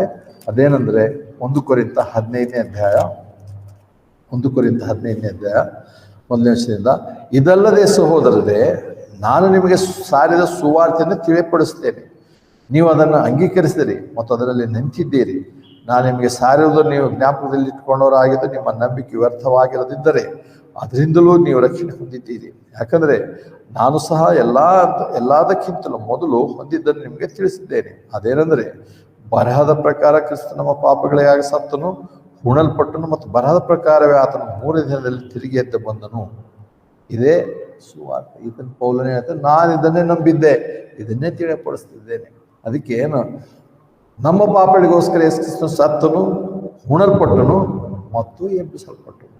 ನಮ್ಮ ಪಾಪಗಳಿಗೋಸ್ಕರ ಅಂತ ತಕ್ಷಣ ನಮ್ಮ ಪಾಪಗಳು ಏನಾಗುತ್ತೆ, ನಾವು ಪಾಪಿಗಳಾಗಿದ್ರೆ ಏನಾಗ್ತದೆ, ಪಾಪಿಗಳು ಹೇಗಾಗಿದ್ದೇವೆ, ಪಾಪಕ್ಕೆ ಏನಾಗ್ತಾಯಿತ್ತು, ಪಾಪದಿಂದ ಬಿಡುಗಡೆ ಹೊಂದಬೇಕಾ ಬೇಡ ಅಥವಾ ಅನ್ನೋದು ಏನಾಗಿತ್ತು, ಇಷ್ಟೆಲ್ಲ ವಿಷಯ ನಾನು ತಿಳಿದಾಗ ನಾನು ಈ ವಾಕ್ಯನಂತೆ ಈ ಓದ್ತಿರುವಂಥ ಸುವಾರ್ತೆ ಇದೆ. ಅದಕ್ಕೆ ಎಲ್ಲೆಲ್ಲೋ ಹೇಳಿರುವಂಥ ಸುವಾರ್ತೆ ತಗೊಂಡು ನಾವು ಅದಕ್ಕೆ ಹೊಂದಾಣಿಕೆ ಮಾಡುವಂಥದ್ದು ಅಷ್ಟು ಸರಿಯಾಗಲ್ಲ. ಯಾಕಂದ್ರೆ ನಾನು ಕೂಡ ಮಾಡಿದ್ದೇನೆ. ಅಪೊಸ್ತಲರ 2ನೇ ಅಧ್ಯಾಯದಲ್ಲಿ ಹೇಳ್ತಿರುವಂಥದ್ದು, ಅನೇಕರ ಜೊತೆಯಲ್ಲಿ ವಾಗ್ವಾದ ಮಾಡಿದರೆ ಇಲ್ಲ ಅಲ್ಲಿ ಬ್ಯಾಪ್ಟಿಸ್ಮದಿಂದ ರಕ್ಷಣೆ ಅಂತ ಹೇಳ್ತಾ ಇಲ್ಲ, ಹಾಗೆ ಹೇಳ್ತಾ ಇಲ್ಲ, ಹೀಗೆ ಹೇಳ್ತಾ ಇಲ್ಲ. ಹೌದು, ಬ್ಯಾಪ್ಟಿಸ್ಮ ರಕ್ಷಣೆ ಹೇಳ್ತಾ ಇಲ್ಲ, ಹೌದು. ಅದು ಏನಂತಾರೆ, ಎಲ್ಲಿಯೂ ಅದರಿಂದ ಪಾಪ ಪರಿಹಾರ ಅಂತ ಇಲ್ಲ. ಆದರೂ ನಾವು ನೋಡ್ತೇವೆ ಅಲ್ಲಿ ಹೇಳ್ತಿರುವಂಥ ವಾಕ್ಯ, ಅಲ್ಲಿ ನಾವು ನೋಡ್ತೇವೆ ಯೋಹಾನನು, ಬಾಪ್ತಿಸ್ಮದ ಯೋಹಾನನು ಮಾಡಿರುವಂಥದ್ದು ಮಾನಸಾಂತರ ದೀಕ್ಷಾ ಸ್ನಾನವೇ, ಬಾಪ್ತಿಸ್ಮನೇ. ಆತನಲ್ಲಿ ಹೇಳ್ತಾರೆ, ನಿಮ್ಮ ಪಾಪಗಳ ಪರಿಹಾರಕ್ಕಾಗಿ ಬಂದು ಬ್ಯಾಪ್ಟಿಸ್ಮ ಹೊಂದಿರಿ. ಅಂದರೆ ಪಾಪ ಪರಿಹಾರ ಹೊಂದಿದ್ದೇವೆ ಅನ್ನೋಂಥದ್ದು ನಿಮ್ಮ ಮನಸ್ಸಲ್ಲಿ ನಂಬಿದ್ರೆ ಬಂದು ಬ್ಯಾಪ್ಟಿಸ್ಮ ಹೊಂದಿರಿ. ಇಲ್ಲಿ ಪೇತ್ರನು ಕೂಡ ಆತ ಹೇಳ್ತಾರೆ, ನಿಮ್ಮ ಪಾಪಗಳ ಪರಿಹಾರಕ್ಕಾಗಿ ಯೇಸು ಕ್ರಿಸ್ತನಲ್ಲಿ ಬ್ಯಾಪ್ಟಿಸ್ಮ ಹೊಂದಿರಿ. ಸ್ಪಷ್ಟವಾಗಿ ಅಷ್ಟೇ ಹೇಳಿದ್ರು, ಅವರು ಅಷ್ಟೇ ನಂಬಿದ್ರು ಮತ್ತು ಅವರು 3000 ಜನ ಅವತ್ತು ಸೇರಿದ್ರು. ಅದು ಅವರಿಗೆ ಹೇಳುವ ಸುವಾರ್ತೆ. ಆದರೆ ಅವರ್ಯಾರು ಮತ್ತು ನಾವ್ಯಾರು, ಅದು ಮುಂದಿನ ದಿವಸಗಳನ್ನು ನೋಡ್ತೇವೆ. ಇಲ್ಲ ನೋಡುವಾಗ ಪೌಲನು ನೋಡ್ತೇವೆ, ಕ್ರಿಸ್ತನ ದೇಹವಾಗೋದಕ್ಕೆ ಕರೆಯಲ್ಪಟ್ಟವರೇ ಬೇರೆ, ಇಲ್ಲಿ ನಾವು ಅದಾಗಿದ್ದೇವೆ, ನಮಗೆ ಈ ಸುವಾರ್ತೆ ಅನ್ವಯ ಆಗುತ್ತೆ. ಹಾಗಿದ್ರೆ ನಮ್ಮ ಸುವಾರ್ತೆ, ನಮ್ಮ ಒಂದು ಇದು ಪ್ರಾರಂಭವಾಗುತ್ತದೆ ಯಾವಾಗ ಅಂದರೆ ನಾವು ಪವಿತ್ರ ಆತ್ಮನನ್ನು ಸ್ವೀಕರಿಸುವಾಗ. ಅದನ್ನೇ ಗಲಾತ್ಯ 3:2 ನೋಡಿದ್ದೇವೆ. ಯೇಸುವನ್ನು ನಾವು ಅಂಗೀಕರಿಸಿದಾಗ ನಾವು ಅದು ಸ್ವೀಕರಿಸು ಅಥವಾ ರಿಸೀವ್ ಅನ್ನೋ ಪದ ಅಲ್ಲಿ ಕೂಡ ನಾವು ನೋಡಿದ್ದೇವೆ. ಯೋಹಾನ 14 ಕೂಡ ನೋಡ್ತೇವೆ. ಯೋಹಾನ 14 ಆವಾಗಲೇ ನೋಡಿದ್ದೇವೆ. ಆದರೆ ರಿಸೀವ್ ಪದದ ಬಗ್ಗೆ ನೋಡ್ತೇವೆ. ಯೋಹಾನ 14:16 ಮತ್ತು ನಾನು ತಂದೆನ ಬೇಡಿಕೊಳ್ಳೋನು, ಆಗ ನಿಮಗೆ ಬೇರೊಬ್ಬ ಆಧರಿಕನ್ನು ಸದಾಕಾಲ ನಿಮ್ಮ ಸಂಗಡ ಕೊಡೋನು. ಯೋಹಾನ 14:16-17 ಆತನು ಸತ್ಯದ ಆತ್ಮನೇ, ಲೋಕವು ಆತನನ್ನು ನೋಡದೆಯೂ ತಿಳಿಯದೇ ಇರುವುದರಿಂದ ಆತನನ್ನು ಹೊಂದಲಾರದು.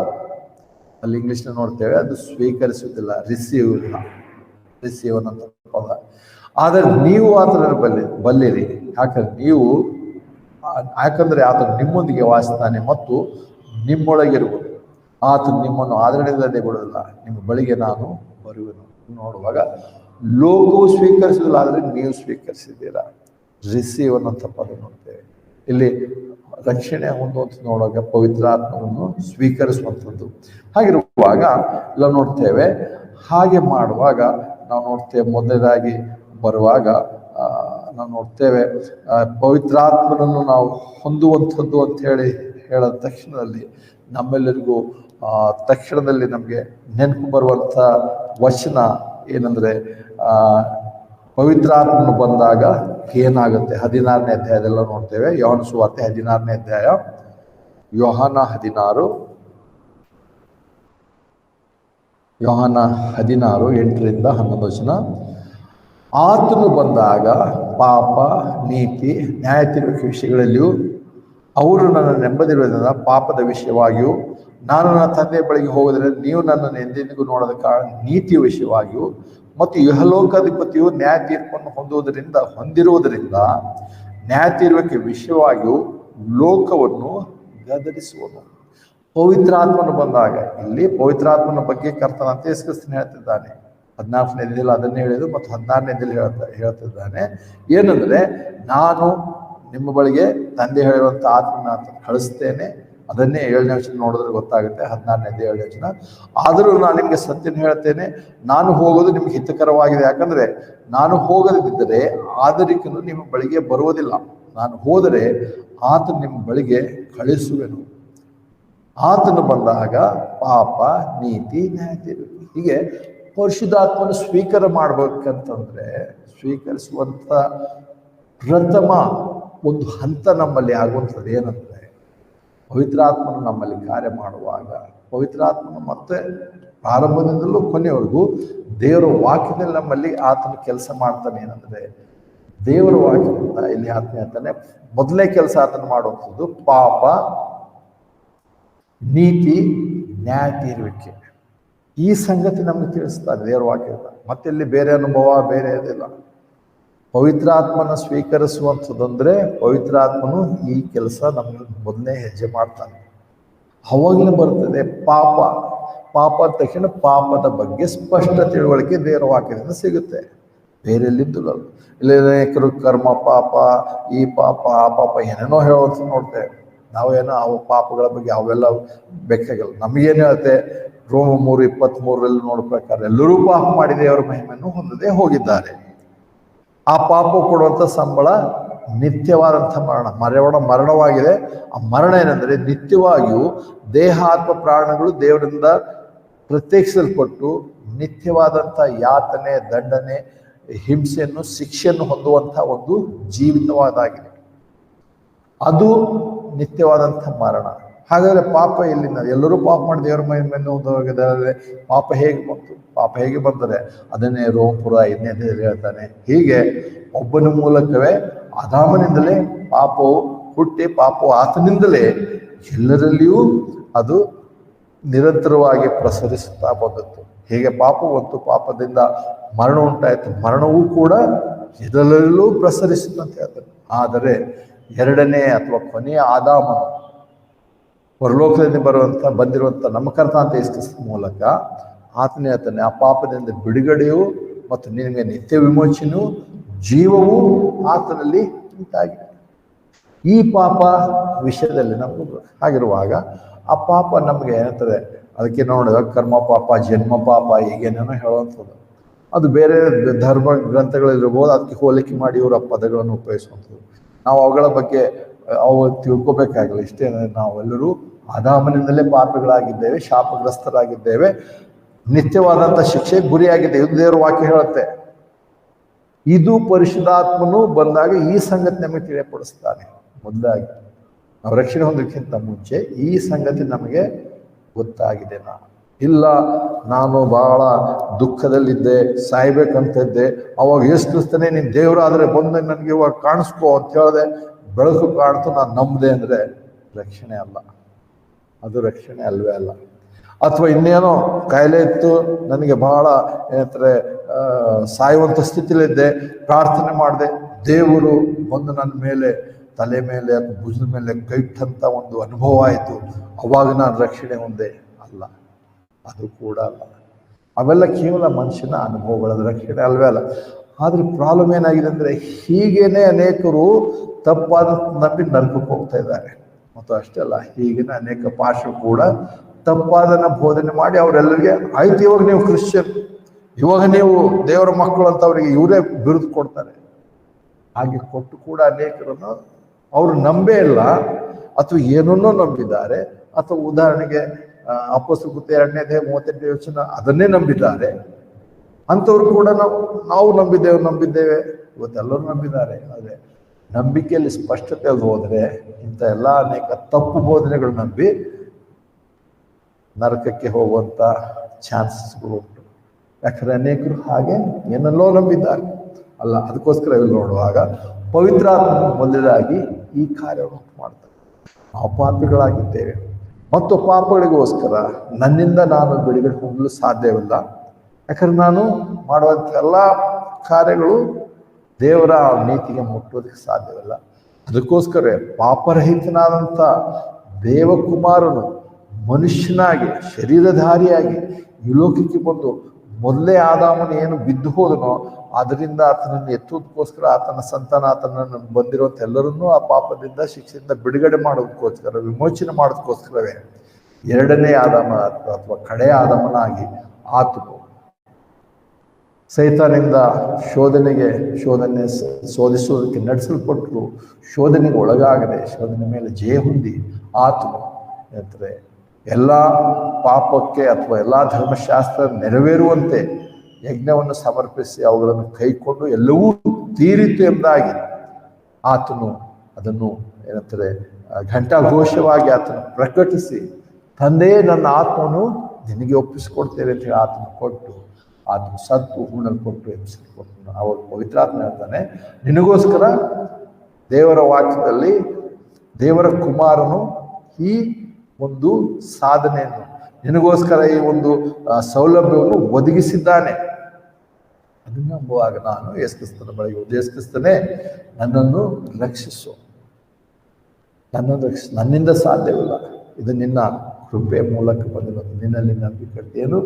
ನೀನು 1 ಕೊರಿಂಥ 15ನೇ ವಚನದಲ್ಲಿ 15ನೇ ಅಧ್ಯಾಯ 3 ವಚನದಲ್ಲಿ ಹೇಳೋ ಪ್ರಕಾರ ಪಾಪಗಳ ಪರಿಹಾರಕ್ಕೋಸ್ಕರ ಆತನು ಸತ್ತನು, ಉಣಲ್ಪಟ್ಟು ಎಬ್ಬಿಸಲ್ಪಟ್ಟು ನಾನು ನಂಬ್ತೇನೆ, ನನಗೋಸ್ಕರ ನೆನ್ನೆ ಮಾಡಿದ್ದಿ, ನಿನ್ನ ರಕ್ಷಕನಾಗಿ ಅಂಗೀಕರಿಸಿದೆ, ರಕ್ಷಕನಾಗಿ ನಾನು ನಂಬ್ತೇನೆ. ಆ ನಂಬಿಕೆಗೆ ನಡೆಸುವಂಥ ಆತನು ಪರಿಶುದ್ಧಾತ್ಮನೇ. ಪರಿಶುದ್ಧಾತ್ಮನ ಅದನ್ನು ನಡೆಸುವಾಗ ಅಂತಂದರೆ ಮೊದಲೇ ಹೆಜ್ಜೆ. ಎರಡನೇದಾಗಿ ನೋಡುವಾಗ ಇದರಲ್ಲಿ ನೋಡ್ತೇವೆ ರೀಜನರೇಷನ್ ಅಂತ ನೋಡ್ತೇವೆ. ಆದರೆ ಅಂತಾರೆ ತೀತ 3ನೇ ಅಧ್ಯಾಯ 5ನೇ ವಚನ ಬರ್ತೇವೆ. ತೀತ 3ನೇ ಅಧ್ಯಾಯ 5ನೇ ವಚನ.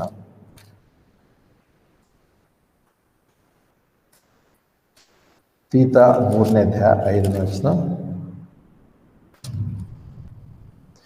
ನಾವು ಮಾಡಿದ ನೀತಿಯ ಕ್ರಿಯೆಗಳಿಂದಲ್ಲ, ಆದರೆ ಆತನ ಕರುಣೆಯಿಂದಲೇ ಪುನರುಜ್ಜೀವನದ ತೊಳುವಿಕೆಯಿಂದಲೂ ಪವಿತ್ರಾತ್ಮನ ನೂತನ ಸ್ವಭಾವವನ್ನುಂಟು ಮಾಡುವುದರಿಂದಲೂ ಆತನು ನಮ್ಮನ್ನು ರಕ್ಷಿಸಿದನು.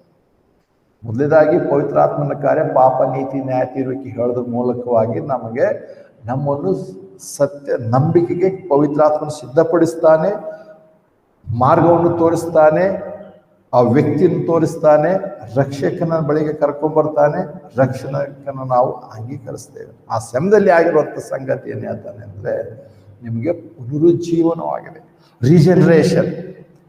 ಇದು ಯಾವಾಗ ಅವಾಗ ಆಗುವಂಥದ್ದಲ್ಲ. ಹೇಗೂ ಇವತ್ತು ನೆಕ್ಸ್ಟ್ ಸರಿ ರಿವೈವಲ್ ಮೀಟಿಂಗ್, ರಿವೈವಲ್ ಅಂತ ಹೇಳ್ತಾ ಇರ್ತಾರೆ. ಬೈಬಲ್ನಲ್ಲಿ ರಿವೈವಲ್ ಮಾಡೋಂಥದ್ದು ಎಲ್ಲಿಲ್ಲ. ಭಕ್ತಿ ಸಂಜೀವನ ಮತ್ತು ಸ್ವಸ್ಥತಾ ಕೂಟಗಳಂತ ಹಾಕ್ತಾರೆ. ಯಾರಿಗೆ ಭಕ್ತಿಯಲ್ಲಿ ಭಕ್ತಿನೇ ರಕ್ಷಣೆ ಹೊಂದಿಲ್ಲ ಅವರಿಗೆ ಭಕ್ತಿ ಸಂಜೀವನ, ಮತ್ತು ರಕ್ಷಣೆ ಹೊಂದಿದವರು ಕೂಡ ಭಕ್ತಿ ಸಂಜೀವನ ಆಗುವಂಥದ್ದು ಅದರಲ್ಲಿ ಅಲ್ಲಿ ಇಲ್ಲ. ಯಾರು ಬಂದು ಹೊರಗಿಂದ ಏನೋ ಮಾಡೋಂಥಲ್ಲ, ಪವಿತ್ರಾತ್ಮನು ಮಾಡುವಂಥ ಕಾರ್ಯಗಳಲ್ಲಿ. ಆದರೆ ಇಲ್ಲಿ ನೋಡುವಾಗ ರೀಜನರೇಷನ್ ಅಥವಾ ಪುನರುಜ್ಜೀವನ ಅಂತ ನೋಡ್ತೇವೆ. ಪವಿತ್ರಾತ್ಮನು ಅಂದಿನ ದಿವಸ ನಮ್ಮನ್ನು ಹುಟ್ಟಿಸುತ್ತಾನೆ.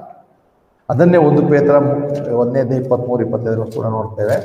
1 ಪೇತ್ರ 1ನೇ ಅಧ್ಯಾಯ 23-25 ವಚನಗಳು.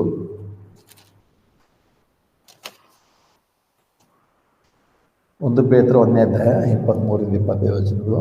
ಯಾಕಂದರೆ ನೀವು ತಿರುಗಿ ಹುಟ್ಟಿದವರಾಗಿದ್ದೀರಲ್ಲ, ಆ ಜನನವು ನಾಶವಾಗುವ ಬೀಜದಿಂದ ಉಂಟಾದದಲ್ಲ, ಆದರೆ ನಾಶವಾಗದ ಬೀಜದಿಂದಲೇ ಉಂಟಾದದು. ಅದು ದೇವರ ಸದಾ ಜೀವವುಳ್ಳ ವಾಕ್ಯದ ಮೂಲಕವಾಗಿ ಉಂಟಾಯಿತು. ಯಾಕಂದರೆ ನರಜಾತಿಯೆಲ್ಲ ಹುಲ್ಲಿನ ಆಗಿದೆ, ಮನುಷ್ಯರ ಮಹಿಮೆಲ್ಲ ಹುಲ್ಲಿನ ಹೂವಿನಂತಿದೆ. ಹುಲ್ಲು ಒಣಗಿ ಹೋಗುವುದು, ಅದರ ಹೂ ಉದುರಿ ಹೋಗುವುದು, ಆದರೆ ಕರ್ತನ ಮಾತು ಸದಾ ಕಾಲವೂ ಇರುವುದು.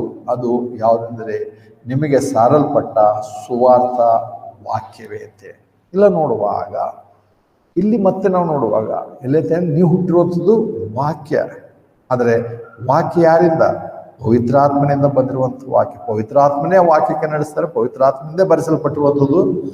ಸೊ ಪವಿತ್ರಾತ್ಮನು ನಮ್ಮಲ್ಲಿ, ಪವಿತ್ರಾತ್ಮನ ಸ್ವೀಕರಿಸಿದ್ದೇವೆ, ರಕ್ಷಣೆ ಹೊಂದಿದ್ದೇವೆ ಅಂದರೆ ಮೊದಲಾಗಿ ಪಾಪ, ನೀತಿ, ನ್ಯಾಯಗಳ ಅರಿವನ್ನು ಹುಟ್ಟಿಸಿ ಅದರಿಂದ ನನ್ನಷ್ಟಕ್ಕೆ ನನಗೆ ಬಿಡುಗಡೆ ಸಾಧ್ಯವಲ್ಲ, ಅದಕ್ಕೆ ಬಿಡುಗಡೆ ಮಾಡುವಂಥವನು ಒಬ್ಬನಿದ್ದಾನೆ ಅಂತ ಅದನ್ನ ಬಳಿಗೆ ಬಂದು ಕರ್ತನಾದ ಯೇಸು ಕ್ರಿಸ್ತನ ರಕ್ಷಕನಾಗಿ ಅಂಗೀಕರಿಸಿದ್ದು ಮೊದಲನೇ ಹೆಜ್ಜೆ. ಎರಡನೇದಾಗಿ ನೋಡುವಾಗ ಪವಿತ್ರಾತ್ಮ ನಮ್ಮಲ್ಲಿ ಪುನರುಜ್ಜೀವನ ಮಾಡ್ತಾನೆ, ಹೊಸದಾಗಿ ಹುಟ್ಟುವಂತೆ ಮಾಡ್ತಾನೆ. ಯಾಕೆ ಹೊಸದಾಗಿ ಹುಟ್ಟುವಂತೆ ಮಾಡ್ತಾನೆ ಅಂದರೆ ಅದನ್ನೇ ನಾವು ಎಫೆಸ 2 ನೋಡಿದ್ದೇವೆ. ಎಫೆಸ 2ನೇ ಅಧ್ಯಾಯ 1ನೇ ವಚನದಲ್ಲಿ, ಎಫೆಸ 2ನೇ ಅಧ್ಯಾಯ 1ನೇ ವಚನದಲ್ಲಿ, ಇದಲ್ಲದೆ ಅಪರಾಧಗಳ ಮತ್ತು ಪಾಪಗಳ ದೆಸೆಯಿಂದ ಸತ್ತವರಾಗಿದ್ದ ನಿಮ್ಮನ್ನು ಆತನು ಬದುಕಿಸಿದನು. ಸೊ ಪವಿತ್ರಾತ್ಮನು ನಾವು ರಕ್ಷಣೆ ಹೊಂದಿದ್ದೇವೆ, ಸುವಾರ್ತೆಯನ್ನು ಸ್ವೀಕರಿಸಿದ್ದೇವೆ ಅಂತ ಹೇಳುವಾಗ, ಪವಿತ್ರಾತ್ಮನನ್ನು ಅಂಗೀಕರಿಸಿದ್ದೇವೆ ಅಂತ ಹೇಳುವಾಗ ಆ ಕ್ಷಣದಲ್ಲಿ ನಾವು ಆಗುವಂಥದ್ದು ಪಾಪಗಳ ಮತ್ತು ಅಪರಾಧಗಳ ದೇಶ, ಪಾಪಗಳ ಮತ್ತು ಅಪರಾಧಗಳಲ್ಲಿ ಸತ್ತವರಾಗಿಂತ ನಮ್ಮನ್ನು. ಹೇಗೆ ನಾವು ಇದನ್ನು ಅಭ್ಯಾಸ ಮಾಡೋದು ನೋಡಿ, ದೆಸೆಯಿಂದ ಅಂತಲ್ಲ, ಆದರೆ ಅವುಗಳಲ್ಲೇ ಇರುವಾಗ ಪಾಪ ಮತ್ತು ಅಪರಾಧಗಳಲ್ಲಿ, ಅಂದರೆ ಒಂದು ರೀತಿ ದೆಸೆಯಿಂದ ಅಂದರೆ ಪಾಪ ಮತ್ತು ಅಪರಾಧ ಮಾಡೋದರಿಂದ ಅಂತ. ಹೇಳುವಂಥ ಅರ್ಥ ಕೊಡುತ್ತೆ. ಆದರೆ ದೆಸೆ ಅನ್ನಲ್ಲ. ಆದರೆ ನಾವು ಮಾಡ್ತೇವೋ ಮಾಡಲು ಅದು ಅಲ್ಲಿ ಪ್ರಶ್ನೆ ಅಲ್ಲ. ಆದರೆ ಅದರಲ್ಲಿ ನಾವು ಸತ್ತವರಾಗಿದ್ದೇವೆ. ಪಾಪಗಳ ಮತ್ತು ಅಪರಾಧಗಳ ಪಾಪಗಳಲ್ಲಿ ಸತ್ತವರಾಗಿದ್ದೇವೆ. ಭವಿಷ್ಯದಾತ್ಮ ಸ್ವೀಕರಿಸುವಾಗ ಅವುಗಳಿಂದ ನಮ್ಮನ್ನು ಆತನು ಎಬ್ಬಿಸುತ್ತಾನೆ. ಅದೇ ಇಲ್ಲಿ ಹೊಸದಾಗಿ ಹುಟ್ಟುವಂಥದ್ದು ಅಥವಾ ಪುನರುಜ್ಜೀವನ. ಬೇರೆ ಬೇರೆ ವಿಷಯ ನೋಡ್ತೇವೆ. ಹೇಗೂ ಮತ್ತೆ ನಾವು ಹೇಗೂ ಅನೇಕ ಪಾಸ್ಟರ್ಗಳು ಹೇಳೋ ಪ್ರಕಾರ ಯೋಹಾನ 3ನೇ ಅಧ್ಯಾಯದಲ್ಲಿ ನಿಕೋದೇಮನಿಗೆ ನೀನು ಹೊಸದಾಗಿ ಹುಟ್ಟಬೇಕಂತ ಹೇಳಿದಂಥ ವಾಕ್ಯ ನಮಗೆ ಅನ್ವಯ ಆಗುತ್ತೋ ಅಲ್ಲೋ ನಾವು ಇನ್ನೊಂದ್ಸರಿ ನಾವು ನೋಡಬೇಕಾಗಿದೆ. ಅಲ್ಲಿ ಹೇಳುವಂಥ ಬೋಧನೆ ಮತ್ತು ಇಲ್ಲಿ ಇನ್ನಂಥ ಬೋಧನೆಗೆ ಬೇರೆ. ಹೇಗೆಲ್ಲ ನೋಡುವಾಗ ಮುಖ್ಯವಾಗಿ ತೀತ 3ನೇ ಬರುವಾಗ ಪುನರುಜ್ಜೀವನ ಪವಿತ್ರಾತ್ಮ ನಮ್ಮನ್ನು ಮಾಡ್ತಾರೆ. ಪುನರುಜ್ಜೀವನ ಯಾಕೆ? ಸತ್ತವರಾಗಿದ್ದೆವು, ಪವಿತ್ರಾತ್ಮ ನಮ್ಮನ್ನು ಬದುಕಿಸುತ್ತಾನೆ. ಸೊ ಪವಿತ್ರಾತ್ಮನು ನಮ್ಮಲ್ಲಿ ಬಂದಾಗ, ಪವಿತ್ರಾತ್ಮನ ಸ್ವೀಕರಿಸಿರುವಾಗ ನಾವು ಮುಂದೆದಾಗಿ ಯೋಹಾನ 16:18 ಹೇಳುವಂಥ ವಚನ 2ನೇ ನೋಡೋ ಪ್ರಕಾರ, ತೀತ 3:5 ನೋಡೋ ಪ್ರಕಾರ ಪುನರುಜ್ಜೀವನ ಹೊಂದಿದ್ದೇವೆ. 3ನೇದಾಗಿ ನಾವು ನೋಡುವಾಗ ನೋಡ್ತೇವೆ ಪವಿತ್ರಾತ್ಮನಿಂದ ಮುದ್ರೆಯನ್ನು ಹೊಂದಿದ್ದೇವೆ. ಅದನ್ನೇ ಅವಾಗಲೇ ನೋಡಿದೆ. ಎಫೆಸ 1ನೇ ಅಧ್ಯಾಯ 13-14 ವಚನಗಳು. ಎಫೆಸ 1:13-14 ವಚನ. ನಿಮ್ಮ ರಕ್ಷಣೆ ವಿಷಯವಾದ ಸುವಾರ್ತೆ ಎಂಬ ಸತ್ಯವಾಕ್ಯವನ್ನು ಕೇಳಿ ಕ್ರಿಸ್ತ ನಂಬಿಕೆಯಾದ ನೀವು ಸಹ ವಾಗ್ದಾನ ಮಾಡಲ್ಪಟ್ಟ ಪವಿತ್ರಾತ್ಮನೆಂಬ ಮುದ್ರೆಯನ್ನು ಹೊಂದಿದ್ದೀರಿ. ಪವಿತ್ರಾತ್ಮನೇ ಸತ್ಯಕ್ಕೆ ನಡೆಸ್ತಾನೆ. ಅಂದರೆ ತನ್ನ ವಾಕ್ಯಗಳು ನಮಗೆ ಅರ್ಥವಾಗುವಂತೆ ಮಾಡ್ತಾನೆ, ವಾಕ್ಯಗಳನ್ನು ಸ್ವೀಕರಿಸುವಂತೆ ಮಾಡ್ತಾನೆ. ಯಾಕಂದ್ರೆ ಯೋಹಾನ 16 ನೋಡ್ದೇವಲ್ಲ, ಲೋಕವು ಅದನ್ನು ಕೇಳಲಿಲ್ಲ, ನೋಡೋದಿಲ್ಲ, ನೋಡಿದ್ರು ಅದನ್ನು ನಂಬೋದಿಲ್ಲ, ಸ್ವೀಕರಿಸುವುದಿಲ್ಲ ಅಂತ ಹೇಳ. ಯಾಕೆ? ಪವಿತ್ರಾತ್ಮನವರನ್ನು ಆ ಸತ್ಯಕ್ಕೆ ನಡೆಸಿಲ್ಲ. ನಮ್ಮನ್ನು ಸತ್ಯಕ್ಕೆ ನಡೆಸುವಾಗ ನಾವು ಆ ವಾಕ್ಯಗಳನ್ನು ನಂಬಿದ ಕ್ಷಣದಲ್ಲಿ ರಕ್ಷಣೆ ಹೊಂದ್ತೇವೆ, ಹೊಸದಾಗಿ ಹುಟ್ಟುತ್ತೇವೆ. 3ನೇದಾಗಿ ನೋಡುವಾಗ ಪವಿತ್ರಾತ್ಮನ ಮುದ್ರೆಯನ್ನು ನಾವು ಹೊಂದಿದ್ದೇವೆ. ಮತ್ತೆ ಇದಕ್ಕೆ ಸ್ವಲ್ಪ ದಿವಸಗಳ ಗ್ಯಾಪು, ಉಪವಾಸ ಪ್ರಾರ್ಥನೆ, ಸ್ವಲ್ಪ ಪರಿಶುದ್ಧರಾಗಿರುವಂಥದ್ದು ಅಥವಾ ಡೈಲಿ ಬೈಬಲ್ ಪ್ರೇಯರ್ ಮಾಡುವಂಥದ್ದು ಅವಾಗ ಬರ್ತಾ ಇಲ್ಲ. ಕ್ಷಣದಲ್ಲಿ ಯೇಸುಕ್ರಿಸ್ತನಾಗಿ ಇವೆಲ್ಲ ಮತ್ತಿದೆ ಯಾರು ಹೇಳೋದು? ಯಾರೋ ಅನುಭವದಿಂದಲ್ಲ, ದೇವರ ವಾಕ್ಯ ಹೇಳೋದ್ರಿಂದಲೇ. ಹೇಗೂ ಯೋಹಾನ 3:3 ಹೇಳುವಂಥ ಒಂದು ಸ್ಪಷ್ಟತೆಯಲ್ಲಿ ಹೇಳ್ತಾನೆ ಹುಟ್ಟೋದ್ರ ಬಗ್ಗೆ. ಅಂದರೆ ಹುಟ್ಟೋದ್ರಲ್ಲಿ ಮನುಷ್ಯನ ಹುಟ್ಟುವಂಥವನಲ್ಲಿ ಯಾವುದೇ ಪಾತ್ರ ಇಲ್ಲ, ದೇವರಲ್ಲಿ ಪಾತ್ರ ಉಂಟು. ಹುಟ್ಟಿಸುವಂಥವರಲ್ಲಿ ಪಾತ್ರ ಉಂಟು. ಹುಟ್ಟುವಂಥವ್ರು ಇವತ್ತು ಯಾರು ಕೂಡ ಇವತ್ತು ನಾನು ಹೇಗೆ ಹುಟ್ಟಿದ ತಕ್ಷಣ ನನಗೆ ಇಂಥ ಅನುಭವ ಆಗಿತ್ತು ಅಂತ ಯಾರೋ ಹೇಳ್ತಾರ? ಹೇಳಕ್ ಸಾಧ್ಯ ಇಲ್ಲ. ನಾನು ಹುಟ್ಟಿದಾಗ ಏನಾಯ್ತು ನಮ್ಗೆ ಗೊತ್ತಿಲ್ಲ, ಸತ್ತಾಗ ಏನಾಯ್ತು ಅದನ್ನು ಗೊತ್ತಿಲ್ಲ ನಮಗೆ. ಹುಟ್ಟುವಿಕೆ ಬಗ್ಗೆ ನೋಡುವಾಗ ನಮಗೆ ಗೊತ್ತು. ಆತ್ಮನಿಂದ ಹುಟ್ಟು, ಅದಕ್ಕೆ ಆತ್ಮನಿಂದ ಹುಟ್ಟು ಅಂತಂದರೆ ಮೊದಲಾಗಿ ನೀವು ಹುಟ್ಟುವುದರಲ್ಲಿ ನಿಮ್ಮ ಪಾತ್ರ ಏನಿಲ್ಲ ಮತ್ತು ಅದರ ಅನುಭವ ನಿಮ್ಗೆ ಯಾವುದೂ ಇಲ್ಲ. ಹುಟ್ಟುವುದರಲ್ಲಿ ದೇವರ ಪಾತ್ರ ಉಂಟು, ಪವಿತ್ರಾತ್ಮನ ಪಾತ್ರ ಉಂಟು. ಅದಕ್ಕೆ ನಮಗೆ ಅನುಭವ ಅದಿದಲ್ಲ. ಅದಕ್ಕೆ ಒಂದು ರೀತಿ ಅನೇಕರು ಹೇಳುವಂಥದ್ದು ಸರಿ ಇರ್ಬೋದು, ಆದರೆ ಸ್ಪಷ್ಟವಾಗಿ ಇವತ್ತು ಇಂಥ ಡೇಟು ಇಂಥ ಟೈಮ್ ಅವಾಗಲೇ ನಾನು ನಂಬಿದೆ, ಇದು ಕೂಡ ಅಲ್ಲ. ಪವಿತ್ರಾತ್ಮನ ಕಾರ್ಯ ಆತನು ಭಾಳ ಏನಂತಾರೆ ಕ್ಷಣ ಮಾತ್ರದಲ್ಲೇ ಭಾಳ ಅರ್ಜೆಂಟಾಗೂ ಮಾಡ್ಬೋದು, ನಿಧಾನಕ್ಕೂ ಕೂಡ. ಯಾಕಂದರೆ ನಾವು ವಾಕ್ಯವನ್ನು ಓದುತ್ತಾ ಕೊನೆಗೆ ಅದಕ್ಕೆ ಬರ್ತೇವೆ. ಕೊನೆಗೆ ಭಾಗದಲ್ಲಿ ಅದನ್ನು ನೋಡ್ಲಿಕ್ಕಿದೆ. ಅಂದರೆ ಒಟ್ಟಲ್ಲಿ ಪರಿಶುದ್ಧಾತ್ಮನು ನಾವು ಇದನ್ನು ಈ ಸತ್ಯಕ್ಕೆ ಎಲ್ಲಿಗೆ ಬಂದಿದ್ದೇವೆ? ದೇವರ ವಾಕ್ಯವನ್ನು ಕೇಳೋದ್ರಿಂದ. ಅದಕ್ಕೆ ನಾವು ನಂಬಿದ ದಿವಸದಲ್ಲಿಯೇ ನಾವು ಪವಿತ್ರಾತ್ಮ ಮುದ್ರೆಯನ್ನು ಹೊಂದಿದ್ದೇವೆ, ದೇವರ ಸ್ವತ್ತಾಗಿದ್ದೇವೆ. ದೇವರ ಆತ್ಮನು ನಮ್ಮ ಮೇಲೆ ಮುದ್ರೆ ಹಾಕಿರುವಾಗ ಆ ಮುದ್ರೆಗೆ ಭಯಪಟ್ಟು ಯಾವನು ಕೂಡ ಆ ಮುದ್ರೆ ಬಳಿಗೂ ಬರೋಕ್ಕೆ ಸಾಧ್ಯವಿಲ್ಲ. ಹಾಗಿರುವಾಗ ಮಾಟ ಮಂತ್ರ ದೆವ್ವ ಅವು ಇವು ಎಲ್ಲ ಈ ವಾಕ್ಯ ನಂಬುವುದರಲ್ಲಿದೆ. ನಾವು ಹೇಳ್ತೇವೆ, ನಾನು ಮಲ್ಕೊಂಡಾಗ ನನಗೆ ಬಂದು ಹಿಂಗೆ ಮುಟ್ಟಿ ಚೆನ್ನಾಗಿ ಅಲ್ಲಾಡ್ಸ್ದಂಗೆ ನನಗೆ ಅನುಭವ ಆಯಿತು ಅಂತ ಹೇಳ್ತಾರೆ. ಅನುಭವ ಎಲ್ಲ ಸುಳ್ಳು. ನಿಮ್ಗೆ ಎಷ್ಟೇ ಅನುಭವ ಆಗಿರ್ಬೋದು, ದೇವ್ರ ವಾಕ್ಯದ ಪ್ರಕಾರ ತಪ್ಪದು. ನನಗೂ ಆಗಿರುತ್ತೆ, ಎಲ್ಲರಿಗೂ ಆಗಿರುತ್ತೆ. ಅದಾದ ತಕ್ಷಣ ದೇವನ್ನೇ ಬಂತು ಅಥವಾ ಪವಿತ್ರಾತ್ಮನೇ ಬಂದು ದೇವರೇ ಬಂದಿಂಗ್ ಮಾಡಿದ್ರೆ ಅಲ್ಲ. ಈ ವಾಕ್ಯ ನಮಗೆ ಅನುಭವ ಆಗಿಲ್ಲ, ಆದರೆ ನಂಬಿಕೆಗೆ ಬರ್ತದೆ. ಯಾವತ್ತೂ ಆ ವಾಕ್ಯನ ಓದಿ ತಿಳಿದು ನಂಬಿಕೆ ಇಡುವಾಗ ಆದರೆ ಕೆಲವರು ಇದ್ದಾರೆ ವಾಕ್ಯ ಓದ್ತಾರೆ, ತಿಳಿದಿದ್ದಾರೆ, ಮತ್ತೆ ಅವ್ರೇನು ನಂಬ್ತಾರೆ ಅದೇ ನಂಬ್ತಾ ಇರ್ತಾರೆ. ಅದು ಹಿಂದಿನ ನಂಬಿಕೆ ಅದೇ, ನಾವು ಹಂಗಾಗಿದೆ ಅದು ಅದೇ ನಂಬ್ತೇವೆ. ನಮ್ದ್ರೆ ವ್ಯರ್ಥ. ಯಾಕಂದ್ರೆ ಪವಿತ್ರಾತ್ಮ ನಮ್ಮ ಮೇಲೆ ಮುದ್ರೆ ಹಾಕಿದ ಮೇಲೆ, ಪವಿತ್ರಾತ್ಮ ಮುದ್ರೆ ಅಷ್ಟೇ ಅಲ್ಲ, ಎರಡೇ ನೋಡ್ತೇವೆ, ಆತ ಸದಾಕಾಲ ನಮ್ಮೊಂದಿಗಿರ್ತಾನೆ. ಯೋಹನ್ನ 14:17 ನೋಡಿದೆ, ಆತನ ಕಳಿಸ್ಕೊಡಂತ ಆಜ್ಞೆ ಅದ ಸದಾಕಾಲ ನಿಮ್ಮೊಂದಿಗಿರೋದಕ್ಕೋಸ್ಕರ. ಯೋಹನ್ನ 1 ಕೊರಿಂಥ 3:13, 6:16, 13 ನೋಡ್ತೇವೆ. ಏನಂದ್ರೆ ನಿಮ್ಮ ದೇವರು ಪವಿತ್ರಾತ್ಮ ತನ್ನ ಆಲಯವನ್ನಾಗಿ ಮಾಡ್ಕೊಂಡಿದ್ದಾನೆ. ಮುದ್ರೆ ಹಾಕಿ, ಮುದ್ರೆ ಜೊತೆಯಲ್ಲಿ ಆತನು ನಮ್ಮಲ್ಲೇ ಆತನು ವಾಸಿಸಲು ಆತನು ನಿರ್ಧಾರ ಮಾಡಿದ್ದಾನೆ, ವಾಸಿಸ್ತಾ ಇದ್ದಾನೆ. ಇದು ದೇವರ ವಾಕ್ಯ. ಮತ್ತು ಇದು ವಾಕ್ಯ ಓದಾಗ ನಾವು ನಂಬೇಕಷ್ಟೇ. ಇದಕ್ಕೆ ಯಾವ ಅನುಭವ ಇಲ್ಲ. ಯಾರೋ ಬಂದು ಕತೆ ಹೇಳಿದ ಮೇಲೆ, ಯಾರೋ ಏನು ಕೇಳಿದ ಮೇಲೆ ನಾವು ನಂಬುವಂಥದ್ದಲ್ಲ. ದೇವ್ರ ವಾಕ್ಯ ಹೇಳಿದಾಗಲೇ, ದೇವ್ರ ವಾಕ್ಯ ದೇವ್ರ ವಾಕ್ಯ ಹೇಳ್ತಾ ಹಾಗೆ ನನ್ನಲ್ಲಿ ಆತ್ಮನಿದ್ದಾನೆ. ನಾನು ನಡೆಯುತ್ತಾ ಇದ್ದೇನೆ, ದೇವರಾತ್ಮ ನನ್ನಲ್ಲಿದ್ದಾನೆ. ನಾನು ನಿಂತ್ಕೊಂಡಿದ್ದೆ, ದೇವರಾತ್ಮನಲ್ಲಿ ವಾಸಿಸ್ತಾ ಇದ್ದಾನೆ. ನನಗೆ ಆಯಾಸವಾಗಿತ್ತು, ಕೂತ್ಕೊಂಡಿದ್ದೆ, ದೇವರಾತ್ಮ ನನ್ನಲ್ಲಿದ್ದಾನೆ. ನಾನು ಮಲಗಿಕೊಂಡಿದ್ದೆ, ದೇವರಾತ್ಮನಿದ್ದಾನೆ.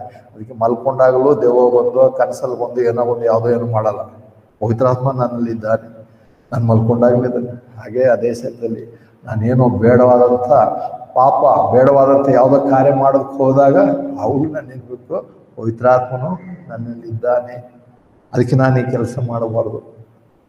ಅದ್ರ ಬದಲು ದೇವರು ಶಿಕ್ಷೆ ಕೊಡ್ತಾನೆ, ದೇವರು ಅದಾಗುತ್ತೆ ಇದಾಗುತ್ತೆ ಅದಕ್ಕೆ ನಾನು ಪಾಪ ಮಾಡಲ್ಲ. ದೇವರ ಆತ್ಮ ನನ್ನಲ್ಲಿದ್ದಾನೆ, ಆತನ ಹೋಗೋಣಂತ ಸ್ಥಳ ನಾನು ಹೋಗ್ತೇನೆ, ಆತನ ನಡಿಬೇಕನ್ನಂತ ದಾರಿಯಲ್ಲಿ ನಾನು ನಡೆಯುತ್ತೇನೆ, ಆತನ ಕೇಳ್ಬೇಕನ್ನಂತ ಕೇಳ್ತೇನೆ. ಯಾಕಂದ್ರೆ ನಾನು ಒಬ್ಬನೇ ಅಲ್ಲ, ನನ್ನ ಮೇಲೆ ನನ್ನಲ್ಲಿರುವ ಆತನು ಒಬ್ಬನಿದ್ದಾನೆ. ಮತ್ತು ಆತನ ಯಾರಿದ್ದಾನೆ? ಲೋಕದಲ್ಲಿರುವ ಆತನಿಗಿಂತ ನಿಮ್ಮಲ್ಲಿರುವ ಆತನು ಒಂದೇ ನನ್ನ 4 ಹೇಳೋ ಪ್ರಕಾರ ಬಲಶಾಲಿ ಆಗಿದ್ದಾನೆ. ಆತನು ನಮ್ಮಲ್ಲಿದ್ದಾನೆ. ಆ ಪ್ರಜ್ಞೆಯಲ್ಲಿ ಜೀವಿಸುವಂಥದ್ದು ನಂಬಿಕೆ. ಇಲ್ಲೆಲ್ಲ ವಾಕ್ಯ ಎಲ್ಲ ಇರ್ಬೋದು, ಆದರೆ ಸ್ವಲ್ಪ ಹಿಂಗೆ ರಾತ್ರಿ 12 ಗಂಟೆ ಆದ್ರೆ ಸಾಕು, ಸ್ವಲ್ಪ ಹಿಂಗೆ ಆಗ್ತಾ ಇರುತ್ತೆ. ವಾಕ್ಯ ನಂಬಿಲ್ಲ ಮತ್ತೆ ರಕ್ಷಣೆ ಪವಿತ್ರಾತ್ಮ ಹೊಂದಿಲ್ವೋ ಆದ್ರೂ ಸ್ಪಷ್ಟತೆ ನಾವು ಹೋಗ್ಬೇಕಾಗಿದೆ. ಹೀಗಿರುವಾಗ ಹೀಗೆ ನಮ್ಮದೇ ಇರೋ ಥರ ಅನೇಕರು ಉಂಟು, ಅವರು ನಾವು ನಂಬಿದ್ದೇವೆ. ಪರಿಶುದ್ಧಾತ್ಮ ನಮ್ಮಲ್ಲಿರ್ತಾನೆ. ಮತ್ತು ಅಷ್ಟೇ ಅಲ್ಲ, ಹಾಗಿರುವಾಗಲೇ ಅದ್ರ ಜೊತೆಯಲ್ಲೇ ನೋಡ್ತೇವೆ ಅಂದ್ರೆ ಪರಿಶುದ್ಧಾತ್ಮನು ಬ್ಯಾಪ್ಟಿಸ್ಮ ಕೂಡ ಅದೇ ಕ್ಷಣದಲ್ಲಿ ಆಗುವಂತು. 1 ಕೊರಿಂಥ 12:13 ನೋಡಿದ್ದೇವೆ. ಒಬ್ಬನೇ ಆತ್ಮದಿಂದ ಬ್ಯಾಪ್ಟಿಸ್ಮವನ್ನು ಹೊಂದಿದ್ದೇವೆ ಅಂತ ಹೇಳುವಾಗ, ಯಾವಾಗ ನಾವು ರಕ್ಷಣೆ ಹೊಂದಿದ್ದೇವೋ, ಯಾವಾಗ ಯೇಸು ಕ್ರಿಸ್ತನ ರಕ್ಷಕನಾಗಿ ಅಂಗೀಕರಿಸಿದ್ದೇವೋ, ಪವಿತ್ರಾತ್ಮನ ನಾವು ಸ್ವೀಕರಿಸಿದ್ದೇವೋ, ಆ ಕ್ಷಣದಲ್ಲಿ ಪವಿತ್ರಾತ್ಮನು ನಮ್ಮನ್ನು ಕ್ರಿಸ್ತನ ದೇಹಕ್ಕೆ ನಮ್ಮನ್ನು ಬ್ಯಾಪ್ಟಿಸ್ಮ ಮಾಡಿಸ್ತಾರೆ. ಇವಾಗ ನಾವು ಕ್ರಿಸ್ತನ ದೇಹದ ಅಂಗಾಂಗಗಳಾಗಿದ್ದೇವೆ. ದೇವರ ವಾಕ್ಯ ಹೇಳ್ತದೆ, ನಾನು ನಂಬ್ತೇನೆ ಅಷ್ಟೇ. ನಮ್ಗೆ ಯಾವ ಅನುಭವನಿಲ್ಲ, ಯಾರು ಏನು ಹೇಳಿಲ್ಲ, ಏನು ಬೇಕಾಗಿಲ್ಲ. ದೇವರ ವಾಕ್ಯ ಹೇಳಿದ್ರೆ ನಂಬಿದ್ದೇವೆ, ನಾವು ಆಗಿದೆ. ದೇವರ ಅದನ್ನೇ ಹೇಳ್ತಾನೆ. ಅದಕ್ಕೆ ಎಫೆಸದಲ್ಲಿ ಆಜ್ಞೆ ಹೇಳ್ತಾನೆ, ಇವಾಗ ನೀವು ಕ್ರಿಸ್ತನಿಗೆ ಪರಲೋಕದಲ್ಲಿ ನೀವು ಕುಳ್ಳಿರಿಸಲ್ಪಟ್ಟಿದ್ದೀರಾ. ನನಗೆ ಅನುಭವನೇ ಆಗಲ್ಲ, ಎಂದು ಮೇಲಕ್ಕೆ ಹೋದಂಗೆ ಆಗಲ್ಲ, ಕೆಳಗೆ ಬಂದವನಾಗಲ್ಲ, ಅನುಭವನೇ ಆಗಲ್ಲ. ಅಂದ್ರೆ ಅನುಭವದಿಂದ ಆಗಲ್ಲ. ದೇವರ ವಾಕ್ಯ ಹೇಳುತ್ತೆ, ಆ ಕ್ಷಣದಲ್ಲಿ ನೀವು ಏನಂತಾರೆ, ಕ್ರಿಸ್ತನ ನಂಬಿರುವಾಗ ನೀವು ಆತನಿಗೆ ಪರಲೋಕದಲ್ಲಿ ಕೊಳ್ಳಿಸಲ್ಪಟ್ಟಿದ್ದಾನೆ. ಎಫೆಸ 2:6 ನೋಡ್ತೇವೆ. ಎಫೆಸ 2:6 ಮತ್ತು ನಮ್ಮನ್ನು ಆತನ ಕೂಡ ಎಬ್ಬಿಸಿ ಕ್ರಿಸ್ತ ಯೇಸುವಿನಲ್ಲಿ ಆತನ ಕೂಡ ಸ್ವರ್ಗದ ಸ್ಥಳಗಳಲ್ಲಿ ಕುಳ್ಳಿರಿಸಿದ್ದಾನೆ. ಇವತ್ತು ನಮ್ಗೆ ಅದನ್ನ ನಂಬಬೇಕಾಗಿದೆ. ದೇವ್ರ ವಾಕ್ಯ ಹೇಳಿದ್ರೆ ನಾವು ನಂಬಬೇಕಾಗಿದೆ. ಹೌದು, ಇವತ್ತು ನಾನು ಪರಲೋಕದಲ್ಲಿ ಕ್ರಿಸ್ತರೊಂದಿಗೆ ಕೂತ್ಕೊಂಡಿದ್ದೇನೆ. ಅಲ್ಲಿ ಕೂತ್ಕೊಂಡಿದ್ದೇನೆ ಅಂತ ಅನ್ನುವಾಗಲೇ ನಮ್ಗೆ ಅವಾಗ ನೆನಪು ಬರುತ್ತೆ. ಕೆಳಗೆ ನೋಡುವಾಗ, ಅಯ್ಯೋ ಕೆಳಗೆ ಹಿಂಗೆ ನಡೀತದೆ, ಇದು ನಡೀತದಲ್ಲ, ಹಿಂಗಿದೆಲ್ಲ, ಈ ಪರಿಸ್ಥಿತಿ ಸರಿಯಲ್ಲ ಅಂತ ನಾನು ಅಂದ್ಕೊಂಡು ಸರಿಯಲ್ಲ. ಯಾಕಂದ್ರೆ ಮೇಲಿಂದ ನೋಡುವಾಗ ನಾವು ಪರಲೋಕದಲ್ಲಿ ಕೂತಿದ್ದೇವೇನೋ ಅಂತ ಪ್ರಜ್ಞೆಗೆ ನಾವು ಬರುವಾಗ, ಅದು ಇಲ್ಲ, ನಾವು ಇಲ್ಲೇ ಇದ್ದೇವೆ, ಕೆಳಗೆ ಬಿದ್ದಿದ್ದೇವೆ, ಇಲ್ಲೇ ಲೋಕದಲ್ಲಿ ಇದ್ದೇವೆ ಅಂದಾಗ ನಾವೇನು ಮತ್ತೆ ನಮ್ಗೆ ಯಾವುದು ಕಾಣೋದು? ನಮ್ಗೇನು ಕಾಣುತ್ತೆ? ಇಲ್ಲೇ ಸುತ್ತಲಿರುವಂಥ ಪರೀಕ್ಷೆ, ಇಲ್ಲೇ ಇರುವಂಥ ನಮಗಿರುವಂಥ ನೋವು, ನಮಗಿರುವಂಥ ಸಮಸ್ಯೆ, ನಮಗಿರುವಂಥ ಹಿಂಸೆ, ಸುತ್ತಮುತ್ತಲಿರುವಂಥ ಅನ್ಯಾಯ, ಮೋಸ, ಇವುಗಳೇ ನೋಡ್ತಾ ಇರ್ತೇವೆ. ಏನು ಸ್ಪಷ್ಟವಾಗಿ ನಮ್ಗೆ ಕಾಣಲ್ಲ. ಆದರೆ ಯಾವಾಗ ನಾನು ಇಲ್ಲಿ ಇದ್ದೇನೆ, ಆದರೆ ನಾನು ಪರಲೋಕದಲ್ಲಿ ಕೂತ್ಕೊಂಡಿದ್ದಾನಲ್ಲ, ಅಲ್ಲಿ ಕರ್ತನ ಇವತ್ತು ಆತನ ಕುಳ್ಳಿರಿಸುತ್ತಾನೆ ಅಂತ ಹೇಳಿದ ಕೂತಿದ್ದೇವೆ. ಯಾವಾಗ ನಂಬಿದ್ದು ಆ ಕ್ಷಣದಲ್ಲಿ ಪರಿಶುದ್ಧಾತ್ಮ ಅದನ್ನು ನಮ್ಮನ್ನು ಕುಳ್ಳಿರಿಸಿದ್ದಾನೆ. ಕ್ರಿಸ್ತನೊಂದಿಗೆ ನಾವು ಅಲ್ಲಿದ್ದಾಗ ಅವಾಗ ನೋಡ್ತೇವೆ, ನಾನು ದೇಹದಲ್ಲಿ ಇಲ್ಲಿ ಲೋಕದಲ್ಲಿದ್ದರು, ನಾನು ಹಾದು ಹೋಗುವಂಥ ಪರಿಸ್ಥಿತಿ ಏನಿದ್ರು ಅಲ್ಲಿಂದ ನೋಡುವಾಗ ನನಗೆ ವಿಚಾರಗಳು ಬೇರೆಯಾಗೇ ಕಾಣ್ತವೆ. ಯಾಕಂದ್ರೆ ನಾನು ಪರಲೋಕದಲ್ಲಿ ಕೂತಿದ್ದೇನೆ. ಅದು ಯಾವಾಗ ನಂಬಿಕೆ ಇರಲ್ಲ ಅವಾಗ ನಾವು ಇಲ್ಲೇ ಇದ್ದೇವೆ, ಇದೇ ಆಗುತ್ತೆ, ಹಂಗಾಗತ್ತೆ, ಹಿಂಗಾಗತ್ತೆ, ಹೆಂಗೆ ಮಾಡೋದು, ಇದೇ ನೋವಲ್ಲಿರುತ್ತೆ. ಅದು ಅವಿಶ್ವಾಸಿಗಳು ಅದೇ ಯೋಚನೆ, ಅದೇ ಚಿಂತೆ, ನಾವು ಅದೇ ಚಿಂತೆ, ಅದೇ ಯೋಚನೆ. ಆದರೆ ನಾವು ಅಲ್ಲಿದ್ದೇವೆ, ಅದರಲ್ಲಿ ನಡೆಸುವ ಆತ್ಮನಾಗಿದ್ದಾನೆ. ಮತ್ತು ಕೊನೆಯದಾಗಿ ನೋಡುವಾಗ ನೋಡ್ತೇವೆ, ಪರಿಶುದ್ಧಾತ್ಮನು ನಮ್ಮ ಆತ್ಮನೊಂದಿಗೆ ಸಾಕ್ಷಿ ಕೊಡ್ತಾ ಇರೋದನ್ನೇ ರೋಮ 8ನೇ ಅಧ್ಯಾಯದಲ್ಲಿ ನೋಡಿದ್ದೇವೆ. ರೋಮ 8 ನೋಡಿದೆ ಅನ್ಸುತ್ತೇನೆ. ಯಾಕಂದ್ರೆ ಪವಿತ್ರಾತ್ಮನನ್ನು ಹೊಂದದಿರುವಂಥವ್ರು ಅವರು ದೇವರ ಮಕ್ಕಳಲ್ಲ ಅಂತ ಹೇಳ್ತಾರೆ. ಯಾರು ಪವಿತ್ರಾತ್ಮ ಹೊಂದಿದ್ದಾರೋ ಅವರೇ ದೇವರ ಮಕ್ಕಳು, ಪುತ್ರರ ಅಧಿಕಾರವನ್ನು ಹೊಂದಿದ್ದೇವೆ ಅಂತ ಹೇಳಿ ಅಲ್ಲಿ ಹೇಳುವಂತ ನೋಡ್ತೇವೆ. 8ನೇ ಅಧ್ಯಾಯ 15ನೇ ವಚನ, 8ನೇ ಅಧ್ಯಾಯ 15ನೇ ವಚನ, ಯಾಕಂದರೆ ನೀವು ತಿರುಗಿ ಭಯವುಳ್ಳವರಾಗದಂತೆ ದಾಸನ ಭಾವ ಹೊಂದಿದವರಲ್ಲ, ಆದರೆ ದತ್ತು ಪುತ್ರ ಸ್ವೀಕಾರದ ಆತ್ಮ ಹೊಂದಿರುವುದರಿಂದ ದೇವರನ್ನು ನಾವು ಅಪ್ಪ ತಂದು ಕೂಗ್ತೇವೆ. ನಾವು ದೇವರ ಮಕ್ಕಳಾಗಿದ್ದೇವೆಂದು ಆತ್ಮನು ತಾನೇ ನಮ್ಮ ಆತ್ಮದೊಂದಿಗೆ ಸಾಕ್ಷಿ ಹೇಳುತ್ತಾನೆ. ಇಲ್ಲಿ ಬರುವಾಗ, ಕೊನೆಯದಾಗಿ ಬರುವಾಗ ಏನಂದ್ರೆ, ನಮಗೆ ಬೇರೆ ಯಾರು ಸಾಕ್ಷಿ ಬೇಕಾಗಿಲ್ಲ. ನಾವು ದೇವರ ಮಕ್ಕಳಾಗಿದ್ದೆವು, ಆಗಿಲ್ವೋ, ಮತ್ತೆ ಇದಾಯ್ತಲ್ಲ, ಅದಾಯ್ತಲ್ಲ, ಇದ್ರ ಬಗ್ಗೆ ಅದಲ್ಲ. ನಾವು ಮೊದಲಿನ ಕೆಲವು ಹಂತಗಳನ್ನು ನೋಡಿದೆ. ಹಂತಗಳಂದ್ರೆ ದೇವರ ವಾಕ್ಯ ನೋಡಿದ್ರೆ, ಇದಾದ್ಮೇಲೆ ಈ ವಾಕ್ಯಗಳು ನಂಬಿದ ಮೇಲೆ ದೇವರ ಆತ್ಮನೇ ನಮಗೆ ಸಾಕ್ಷಿ ಕೊಡ್ತಾನೆ, ನೀನು ದೇವರ ಮಗಳಾಗಿದ್ದಿ ಅಂತ ಹೇಳಿ. ಆ ಸಾಕ್ಷಿ ಹೊಂದಿದ ಕ್ಷಣ, ಅದಕ್ಕೆ ನಾನು ಹೇಳೋದಲ್ಲ, ಒಂದು ದಿವಸ ಏನನ್ನೋ ನಮ್ಗೆ ಬರ್ತೇವೆ. ನಾವೆಲ್ಲರೂ ಸ್ಪಷ್ಟವಾದಂಥ ವಾಕ್ಯ ಬೋಧನೆ ಕೇಳಿದ ತಕ್ಷಣ ನಂಬಿಕೆ ಬಂದಿಲ್ಲ ಯಾರು, ಅಥವಾ ಕೆಲವರು ಇರ್ಬೋದು. ಆದ್ರೂ ನಾವು ಏನನ್ನೋ ಒಂದು ರೀತಿಯಿಂದ ನಂಬಿ ಬಂದಿದ್ದೇವೆ, ಅನೇಕರು ಅನೇಕ ರೀತಿಯಲ್ಲಿ. ಆದರೆ ದೇವರಾತ್ಮನು ಹೇಗೋ ಅವರನ್ನು ನಡೆಸೋದಕ್ಕೆ ಪ್ರಾರಂಭ ಮಾಡಿಸಿದ್ರೆ ಅವೆಲ್ಲಗಳ ಮಧ್ಯದಲ್ಲಿ ಕೊನೆಗೆ ಒಂದು ಸತ್ಯಕ್ಕೆ ತಗೊಂಡು ಬರ್ತಾರೆ. ಹೌದು, ಉದಾಹರಣೆಗೆ ಇದಾರೆ ಕೆಲವರು, ನನಗೆ ಬಹಳ ಕಾಯಿಲೆ ಇತ್ತು, ನಾನು ಸತ್ತು ಹೋಗ್ತದೆ, ಅವತ್ತೇ ನಾನು ದೇವರಿಗೆ ಪ್ರೇಯರ್ ಮಾಡಿದೆ, ನಂಬಿದೆ, ದೇವರು ಸಹಾಯ ಮಾಡೋ, ಸ್ವಸ್ಥತೆ ಮಾಡುವ ಅಂಥೇಳಿ ನಂಬಿದೆ ಅಂಥೇಳಿ ಅವತ್ತೇ ಅವರು ಅದೇ ವಿಷಯದಲ್ಲಿ ಇರ್ತಾರೆ. ಆದರೂ ದೇವರಾತ್ಮನು ಅವ್ರನ್ನ ಮುಂದೆ ನಡೆಸ್ತಾ ಸತ್ಯಕ್ಕೆ ನಡೆಸ್ತಾ ಅವತ್ತು ದೇವರಾತ್ಮ ಅವನಿಗೆ ಸಾಕ್ಷಿ ಕೊಡ್ತಾನೆ, ನಾನು ದೇವರ ಮಗನಾಗಿದ್ದೆ ಇದರ ನಿಮಿತ್ತ. ಅದಲ್ಲ, ಅದಕ್ಕೆ ನಾವು ಅದೆಲ್ಲ ಯಾರೋ ಡೇಟು ಟೈಮು ಎಲ್ಲ ಫಿಕ್ಸ್ ಮಾಡಿ ಹೇಳೋಂಥವ್ರು ಕೆಲವರು ಇದ್ದಾರೆ, ಇರ್ಬೋದು. ಆದರೆ ನಮ್ಗೆ ಸಾಕ್ಷಿ ಕೊಡೋ ಆತನು ನಾವು ದೇವ್ರ ಮಕ್ಕಳಾಗಿದೆ ಅಂತ ಯಾರೋ ಬಂದು ನಮ್ಗೆ ಹೇಳಬೇಕಾಗಿಲ್ಲ, ನನ್ನಷ್ಟಕ್ಕೆ ನಾನು ಅನ್ಕೋಬೇಕಾಗಿಲ್ಲ. ದೇವರಾತ್ಮನ ಸಾಕ್ಷಿ ಕೊಡಬೇಕಾಗಿದೆ. ಯಾವಾಗ ವಾಕ್ಯಗಳನ್ನ ನಾವು ಸ್ಪಷ್ಟವಾಗಿ ನಂಬಿದಾಗ ದೇವರಾತ್ಮ ನಮ್ಗೆ ಹೇಳ್ತೇವೆ, ನೀನು ಇವಾಗ ದೇವರ ಮಗನ. ಅವಾಗ ನಮ್ಗೆ ಇನ್ಯಾರ ಸರ್ಟಿಫಿಕೇಟ್ ಆಗಲಿ, ಇನ್ಯಾರ ಏನಂತಾರೆ ಪ್ರಮಾಣೀಕೃತ ಮಾಡುವಂತ ನಮ್ಗೆ ಬೇಕಾಗಿಲ್ಲ. ದೇವರಾತ್ಮ ನಮ್ಗೆ ಸಾಕ್ಷಿ ಕೊಟ್ಟು, ನೀನು ದೇವರ ಮಗನಾಗಿದ್ದಿ, ಮಗಳಾಗಿದ್ದಿ.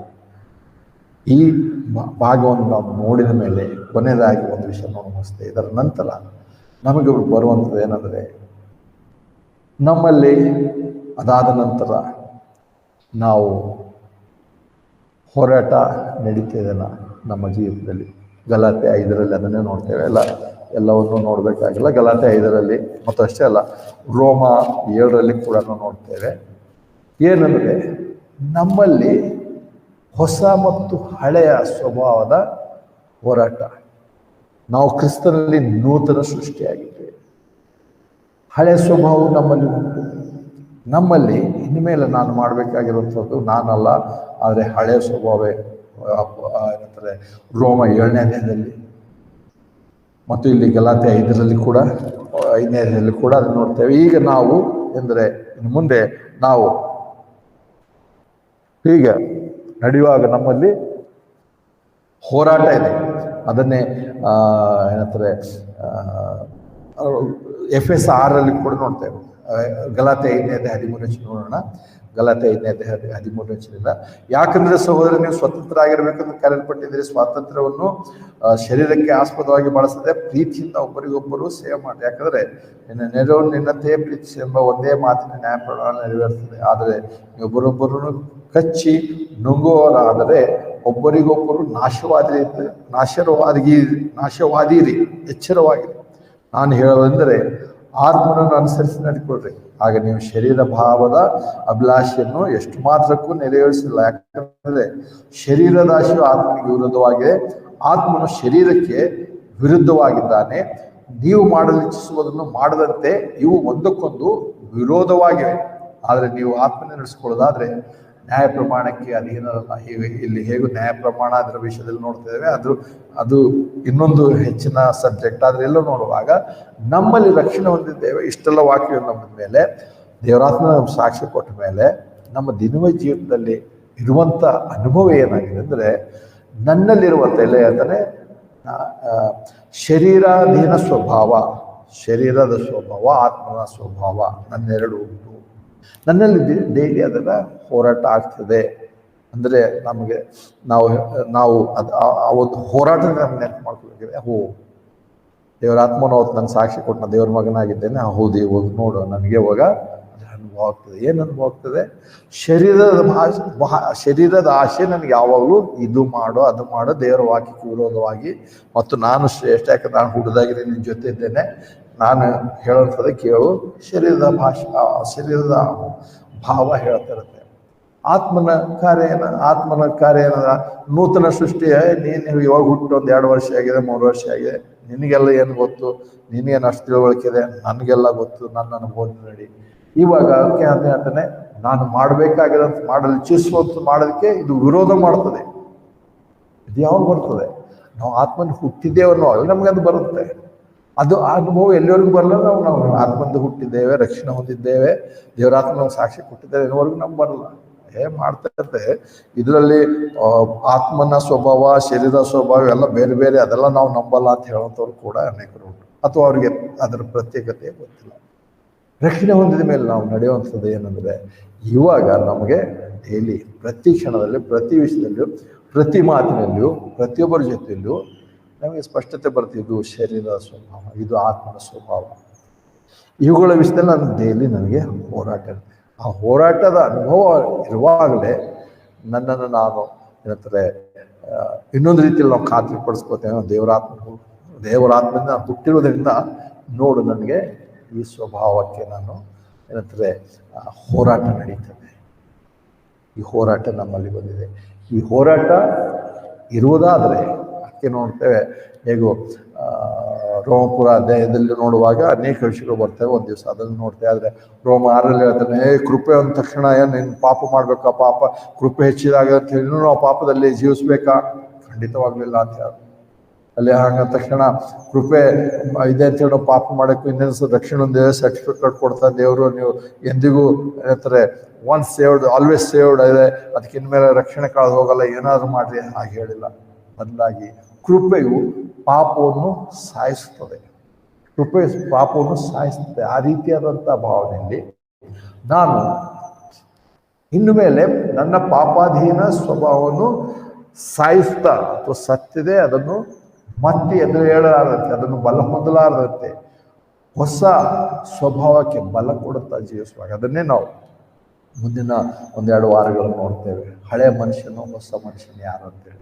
ಹಾಗಿರುವಾಗ ಆ ಹೋರಾಟ ನಮ್ಮಲ್ಲಿದ್ದಾಗ ನಾವು ಅನ್ಕೋಬೇಕಾಗಿದೆ, ಹೌದು ನಾನು ದೇವರ ಮಗನು, ಮಗಳಾಗಿದೆ. ಅದಕ್ಕೆ ಈ ವಿಷಯದಲ್ಲಿ ನನ್ನ ಬಗ್ಗೆ ನನ್ನಲ್ಲಿ ಹೋರಾಟ ಇದೆ. ಇಲ್ಲಿ ಹೋದರೆ ಅನೇಕರು ಹೊರಗಿನವರು, ಅನ್ಯರು ನಂಬುವಂಥದ್ದು, ನಾವು ನಂಬುವಂಥದ್ದು ಅನೇಕರಿಗೆ ಯಾವುದೇ ಒಂದು ವ್ಯತ್ಯಾಸನೇ ಇಲ್ಲ. ಅವ್ರು ನಂಬ್ತಾರೆ, ಅವ್ರು ಮಾಡ್ತಾರೆ, ಅವರು ಆಸೆ ಪಡ್ತಾರೆ, ನಾವು ಹಾಗೆ ಮಾಡಬೇಕು, ನಾವು ಹಾಗೆ ಆಗಬೇಕು, ನಮ್ಮದು ಹಾಗೆ ಇರಬೇಕು.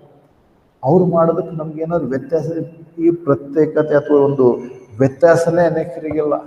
ನಾವು ನೆನಪು ಮಾಡ್ಕೋಬೇಕು, ನಮ್ಮಲ್ಲಿರೋ ಪವಿತ್ರಾತ್ಮ ಏನೋ ನಮ್ಗೆ ಸ್ವಲ್ಪ ತಿಳಿಸ್ತಾ ಇದ್ದಾನ.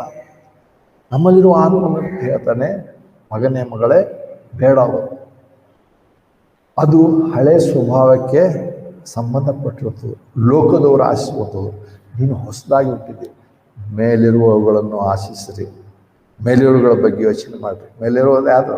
ಕರ್ತ ಅಂತ ಯೇಸುಕ್ರಿಸ್ತನು. ಆತನ ಬಗ್ಗೆ ಯೋಚನೆ, ಆತನ ಬಗ್ಗೆ ನೀವು ಧ್ಯಾನಿಸಲಿ ಅಂತ ಹೇಳುವಾಗ ನಾವು ಹಾಗೆ ಹೋಗ್ತೇವೆ. ಅದಕ್ಕೋಸ್ಕರ ಕೊನೆಯದಾಗಿ ನಮ್ಮ ಪ್ರಕಾರ ನಮ್ಮಲ್ಲಿ ಹೋರಾಟ ಇರುವಂಥ ಪ್ರಜ್ಞೆ ಬಂದಾಗಲೇ ನಾವು ಹೌದಿರುವಾಗ ನಾವು ಆತ್ಮಿಕ ಜೀವನ ಜೀವಿಸ್ತಿದ್ದೇವೆ. ಇದರಲ್ಲಿ ಪರಿಶುದ್ಧಾತ್ಮನ ಬ್ಯಾಪ್ಟಿಸ್ಮ ಅಂದ ತಕ್ಷಣ ಅನ್ಯ ಭಾಷೆ ಮಾತಾಡಬೇಕು, ಕುಡಿದಾಡಬೇಕು, ಇವೆಲ್ಲ ಇಲ್ಲಿವೆ. ಎಲ್ಲಿಯೂ ಬೈಬಲಲ್ಲಿ ಈ ವಿಷಯ ಎಲ್ಲ ಬಂದಿಲ್ಲ.